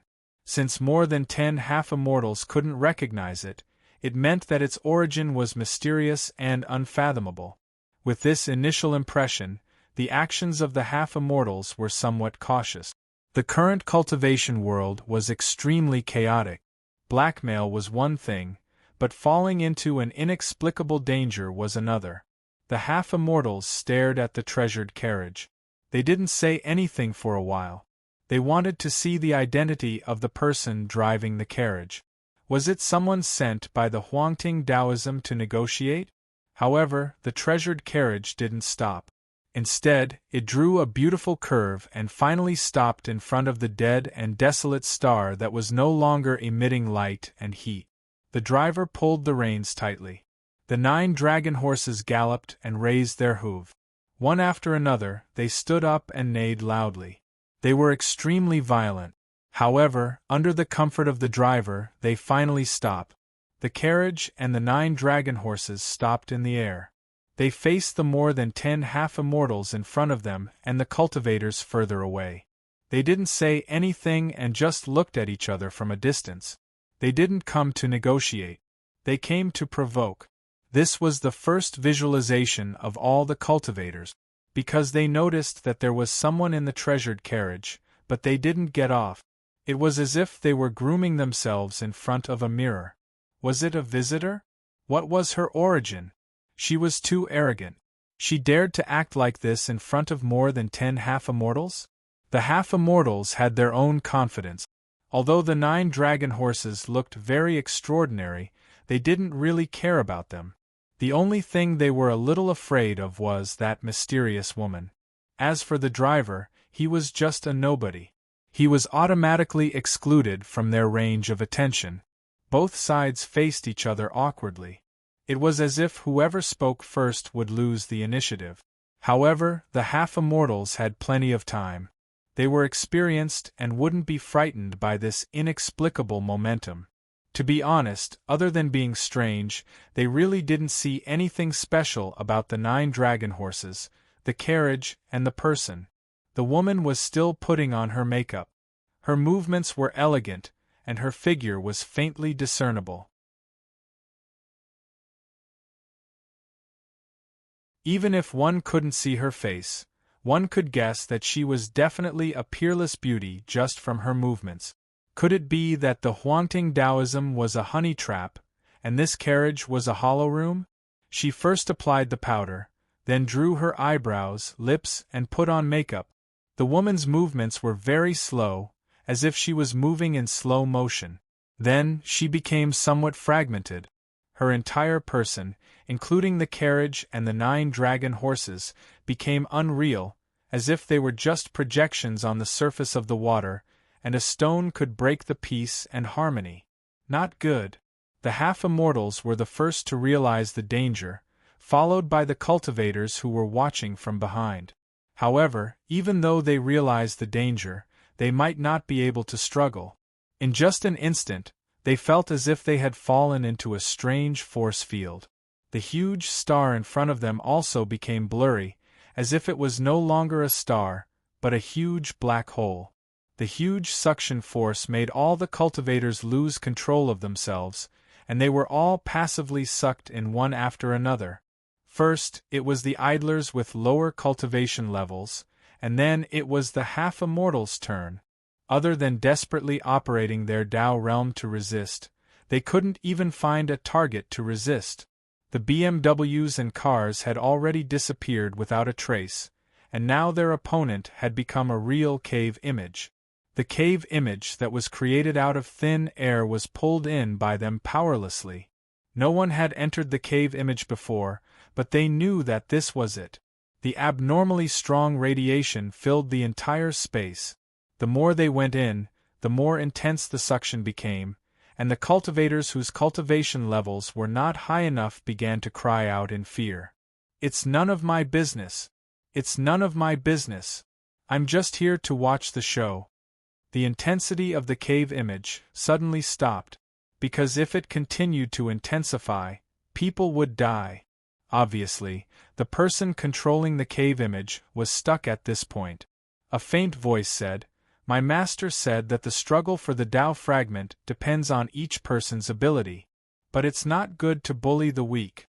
You all snatched Zhou Xian's today, then can I also snatch yours? It's true that the universe is chaotic, but you still have to abide by the rules. This is also related to whether your Tao is upright or not. That's all I have to say. It's up to you whether you want to listen or not. I won't say it a second time, so take care of yourselves." Suddenly, it was as if everything had returned to normal.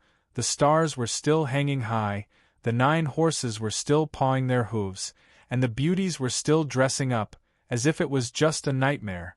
But everyone knew that it wasn't a nightmare. They were really only one step away from death.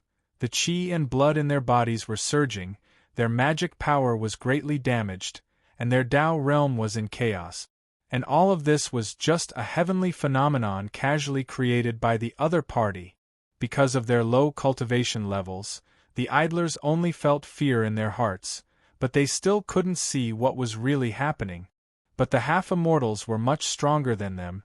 The instant the cave image disappeared and the treasured carriage reappeared, they discovered that the entire carriage was bathed in an extremely soft light. Although it was very short, it was incomparably clear. That light didn't belong to the main world's mortal artifacts. They were completely sure that it was the treasure light of a real immortal artifact. A half-immortal said in fear and trepidation, "I didn't know that a mortal would grace us with your presence." This junior disciple made a fool of himself, and he reaped what he sowed. We will leave immediately and turn over a new leaf, and we will no longer use this method of taking things by force. But, immortal, please leave your name, so that we can remind ourselves from time to time, if we have any achievements in the future, we must know which immortal guided us to the right path. There was no reply. The beauties were done with their makeup, and now they started to remove their makeup. Only the driver respectfully brought out a basin of steaming hot water and handed it into the carriage. "Master, the water that you boiled to wash your feet is already done." A cave image was only used to boil a basin of water to wash feet? And it also almost used them as firewood to burn? Everyone was even more terrified. None of them had come into contact with immortals, and they didn't know the temperament of immortals, so who would dare to ask more? Slowly retreating, a half-immortal mustered up his courage, and this time he asked the driver. "Immortal," the driver waved his hand, "I am not some immortal, I am just a driver." The light and shadow peeled off, and the treasured carriage disappeared instantly, disappearing into space. Although the immortal disappeared, the half-immortals didn't dare to go against him in secret. In front of this kind of absolute power, any small trick would be courting death. They were still slowly retreating, as if the immortal had never left. The might of the cave image was really too terrifying, although it couldn't take their lives for the time being. If it pulled them further in, it would be very mysterious. A half-immortal couldn't help but ask, "Have any of you heard of a immortal who likes to remove makeup?" No one replied, and after a long time, a half-immortal said hesitantly, "I have never heard of a immortal with this habit, but there is one, who seems to like to put on skin." Another half-immortal shouted, "Quickly leave! Chattering nonsense, you dare to say anything, don't you want to live?"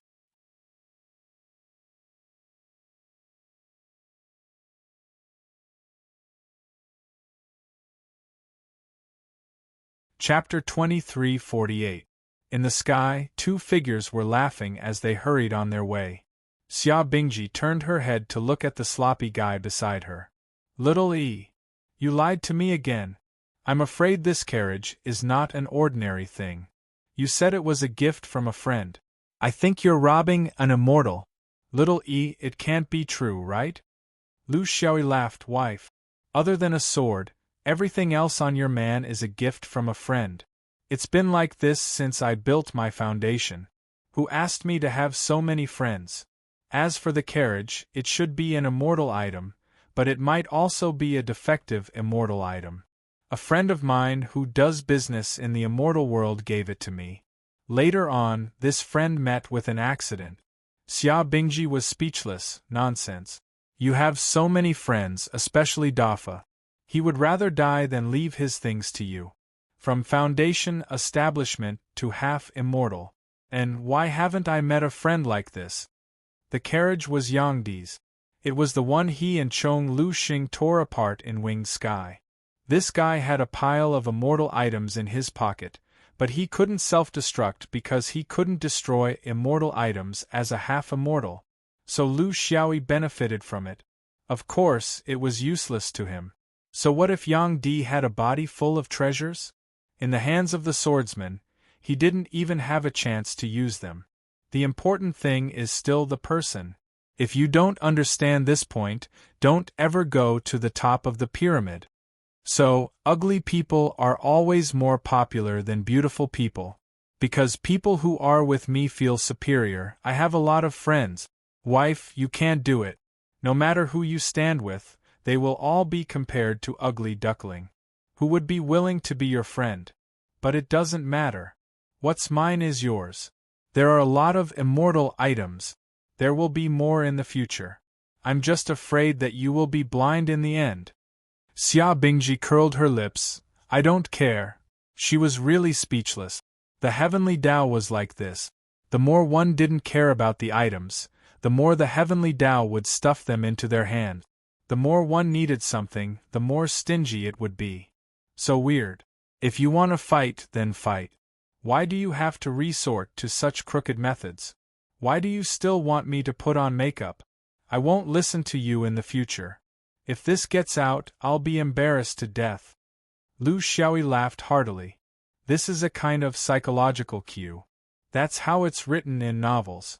If we don't do this, won't our future biographies be dry?" Letting Xia Bingji dress up in the carriage was just a smokescreen.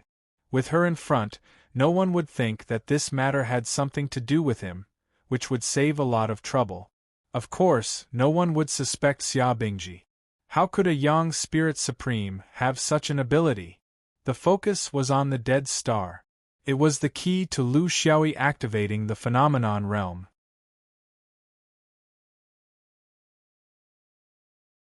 A black hole, in terms of physics, was formed by the collapse of a star. Of course, not every star that had finished burning would end up like this. Only a very small number of them needed various conditions to coincide. Lu Xiaoyi relied on the essence of this star to successfully create the phenomenon realm. However, his ability was limited for the time being. If he really wanted to use this realm to kill people, he might be able to kill those supremes, but it was beyond the power of half-immortals. In the end, he still had to use the flying sword. But if it was a threat, then it was just right. For pretending to be an immortal, it was inappropriate to kill people. The layer of light on the carriage was the natural self-protection of the immortal artifact when it encountered danger. As a result, the half-immortals who lost half of their souls were even more convinced that the person sitting in the carriage was a real immortal. It could be considered an unintentional act. In short, this matter was handled satisfactorily. No blood was spilled, and those who had bad intentions were scared away. For a long time in the future, the vicinity of Zhou Xian would be safe, because of those idle people who liked to spread the news. The key was that they didn't expose themselves. This allowed the two of them to continue their carefree and happy journey. Lu Xiaoyi's desire to fight with half-immortals was really dull. He had already set his sights on a higher level because he was very clear that as the new era got closer and closer, not to mention his impersonation, even the whereabouts of real immortals would appear in the origin world. That would be the start of the real test. The journey was leisurely and leisurely. He devoted himself to the void of the universe and did not pursue speed.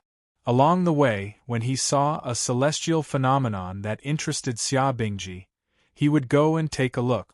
This process made him very surprised. "I say, wife, how did you reach this realm? I see that you rarely travel in the void?"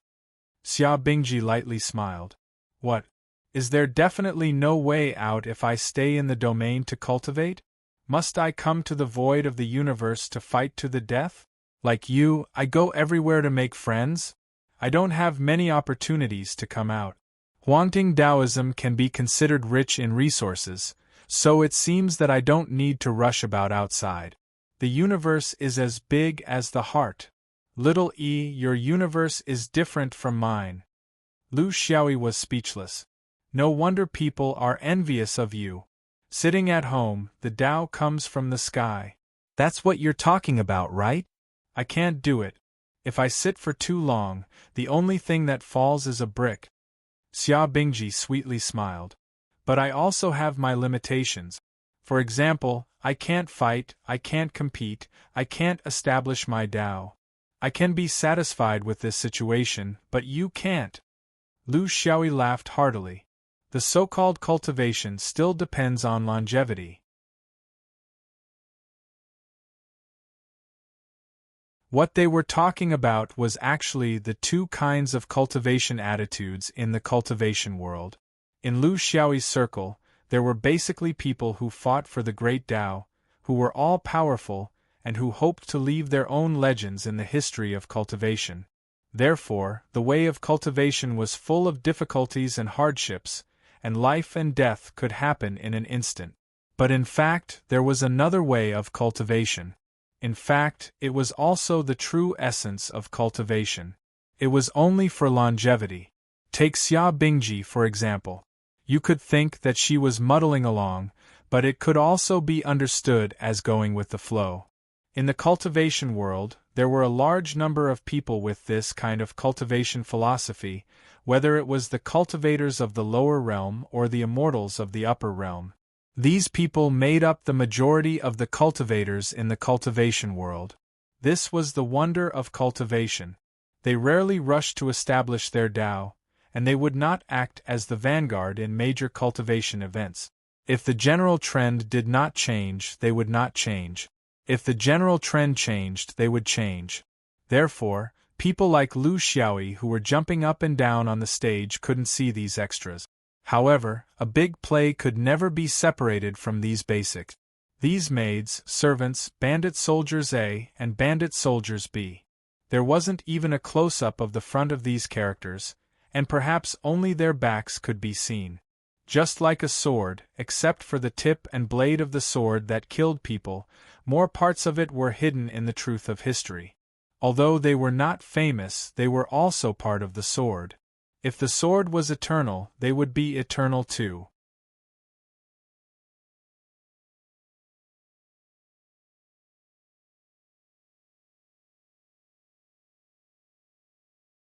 Chapter 2349. P.S. Looking for guaranteed monthly vote. Everyone has the right to choose their own life, the one that suits them the most. The key is to support each other, and not force your own things on others, even if you have good intentions. Therefore, although Lu Xiaoyi had a lot of celestial artifacts, he didn't give them all to his woman. Why should he give them? Without these celestial artifacts and treasures, she also cultivated from foundation establishment Jin Dan to Sun God True Lord. She was also living well, with a firm goal and unswerving determination. Yang Xiaohua had a lot of celestial artifacts, but what happened? Therefore, he only picked one or two of the strongest defensive celestial artifacts that could protect one's life, and gave them to her half forcibly.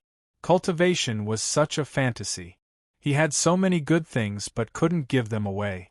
Friends had their own pride, swordsmen had their own path, and his wife. Could he give her a lot of celestial artifacts to cultivate her desire for battle? He had one or two defensive treasures. As for killing people, what treasure was more domineering and sharp than his sword talisman? Cultivators and Tao companions were different from mortals. The most important thing was to maintain each other's independence in cultivation. This was something that had been proven. Just like Escort Lu's current achievements, just like Xia Bingji, who had silently kept up with his pace, didn't seem to be left far behind. In her line of sight, a huge object slowly appeared. Xia Bingji looked at it silently and nodded. Little E, you're right. This domain is too big.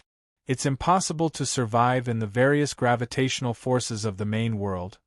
I estimate that even if it doesn't collapse when the space fuses, it will still attract a large number of celestial bodies in a short period of time, which will cause it to expand too quickly and collapse. Lu Xiaoyi gave a thumbs up. My wife is so knowledgeable. Even I didn't think of what you said. Xia Bingji rolled her eyes at him. She thought that he was used to flattering her, but in fact, Lu Xiaoyi really wasn't flattering her this time. It was the first time he heard such an opinion. The formation of Heaven's Choice Continent was a process of constantly attracting celestial bodies from the negative space to strengthen and expand itself. However, the premise was that the number of celestial bodies in the negative space was countless levels lower than that of the main world, almost negligible.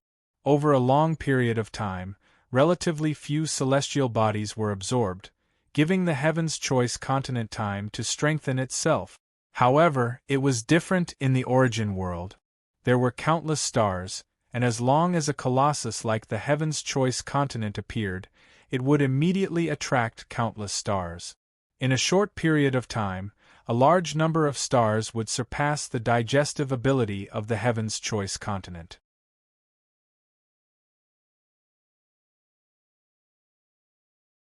The internal structure of the Heaven's Choice Continent was already a mess.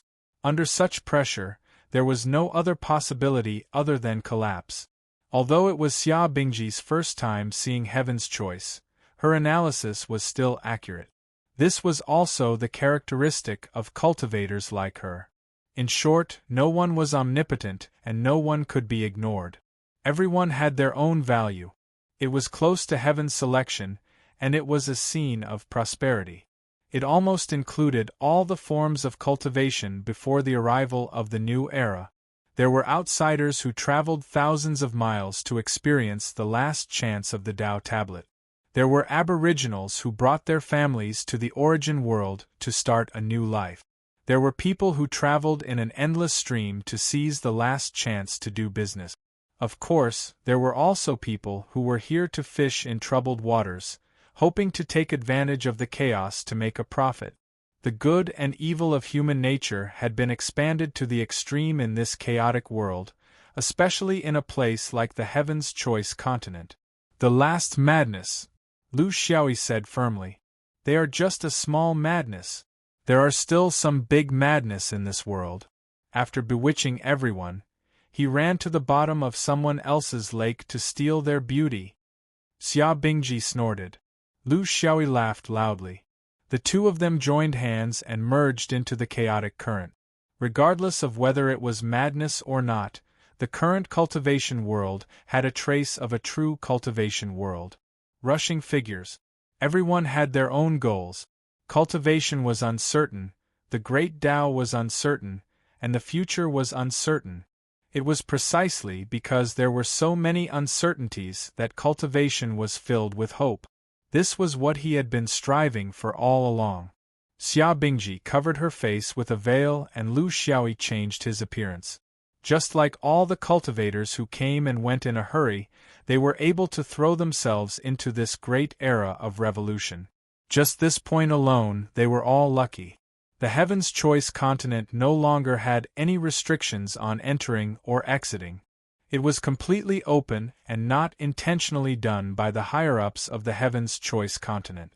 It was a choice they had no choice but to make in this great era. It was once a colossus, the #1 realm in the origin world that made the origin world's cultivation world fearful. It was once a huge power that suppressed Zhou Xian in the origin world. In just 1 or 2,000 years, its image as a whole could no longer be seen. The appearance of the Huang River boundary allowed the Heaven's Choice continent's large sects to have a realistic and long-term foundation. It was inevitable that the next step would be the transfer of power, resources, and talents.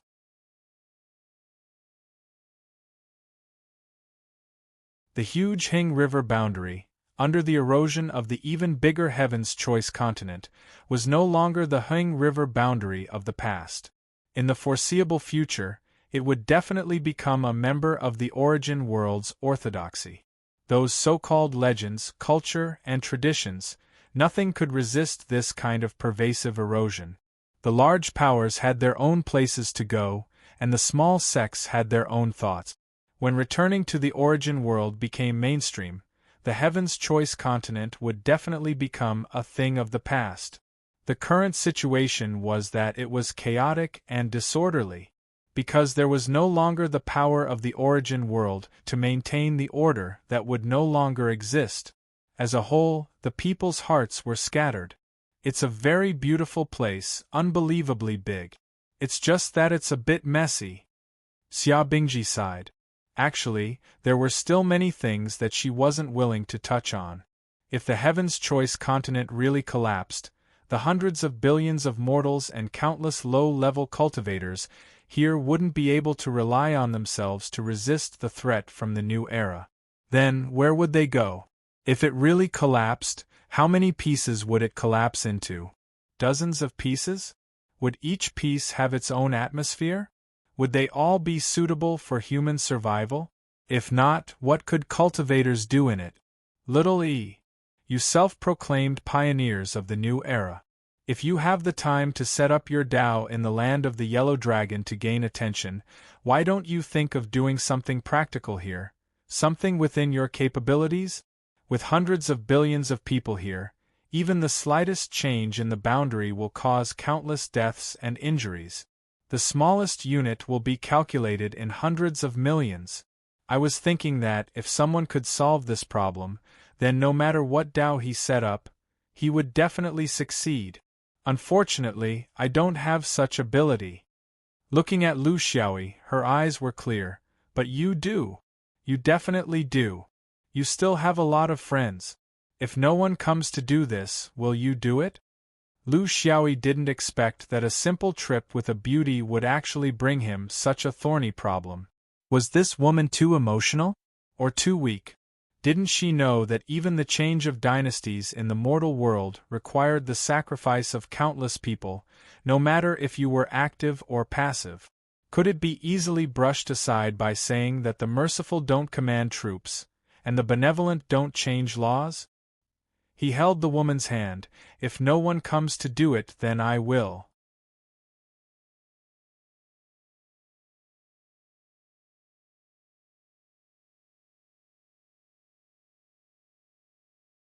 Chapter 2350. One had to admit that Xia Bingji's worries were not groundless. She might have raised a difficult problem that no one was willing to face directly, but from another perspective, she might have raised a new direction for the Tao unification stage. The establishment of the Tao should be like a group of male peacocks, competing to see whose butt was prettier in front of the heavenly Tao, whose hair was brighter. When the epoch changed, there would be changes in the universe's astronomical phenomena. This was the conclusion. In the four symbols sky, there were countless astronomical phenomena that were changing. This was something that every cultivator could feel. There would also be changes on the planets that humans could live on, but they were much smaller in comparison. This was because when humans chose to live on a planet, they would not choose a planet that was chaotic and had an unstable structure like a volcano. This was the principle. The changes in the astronomical phenomena mainly occurred on planets that were originally in the last phase or were unstable to begin with. This was a process that accelerated and intensified. Under this judgment, when the new epoch truly began, most of the human domains in the main world would be fine, so there was no need to talk about how to protect them. Unless the universe was destroyed and restarted, that would be a different matter. However, the Heaven's Choice continent was a special case. Lu Xiaoyi was busy with his own matters and rarely considered this problem. He came to the Heaven's Choice continent for the sword Dao Steel, not to save the common people. However, Xia Bingji was meticulous. From an outsider's point of view, the battle for the establishment of the Tao was not important to her. What was important was the possible trauma left behind by the changes in the universe. This was not anyone's fault. It was the process of nature. Such deaths and injuries had never stopped during the changes in the universe. It was just a small loss. However, it was also the fault of all cultivators. Perhaps starting from Li Wuya, the Tao Lord of Destiny and others, and now including Lu Xiaoyi and all the other cultivators who pushed this process forward. This was because the change in the epoch was because the order of the universe could not keep up with the development of the cultivators. How to deal with the Heaven's Choice continent was a huge problem. Lu Xiaoyi had no clue about this. The population of hundreds of billions was unimaginable. Just the population of the Fifth Ring world alone was enough to make him badly battered. In the end, he did not dare to migrate to the stars, let alone here. Wife, is this a test for me after my second marriage? Xia Bingji glared fiercely at him. Whose second marriage? You're the one getting married for the second time. Lu Xiaoyi quibbled. The first marriage is in the rust zone, the second marriage is in the yellow court.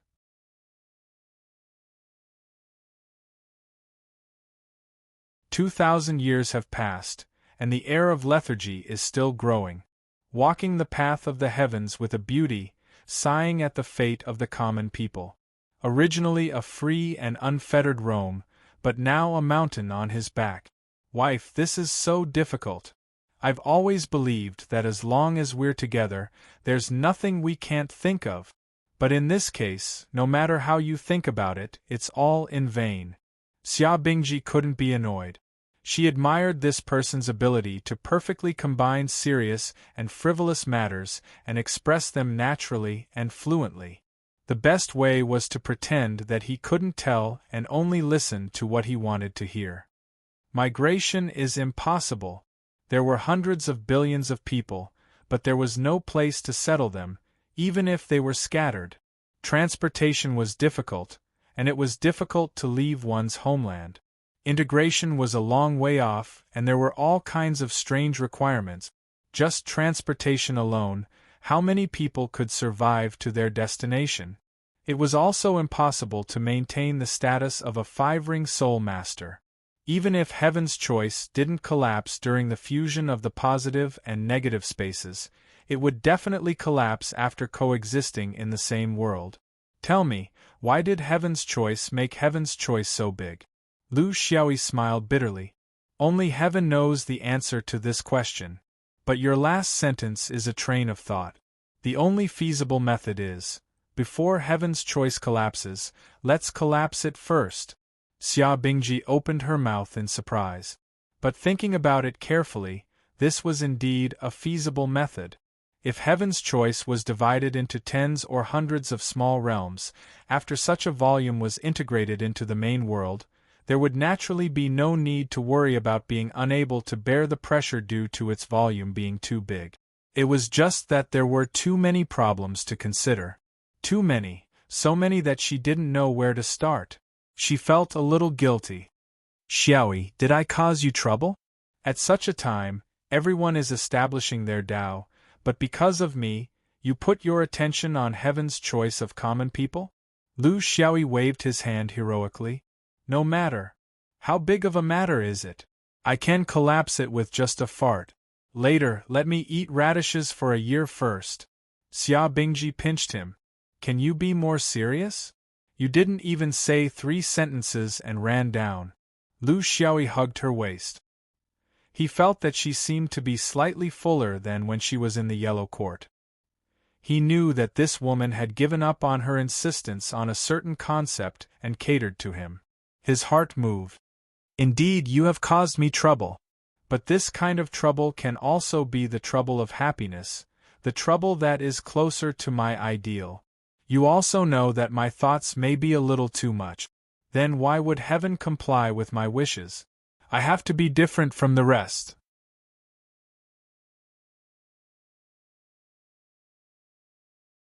Everyone is squeezed into the land of the Yellow Dragon to establish their Tao.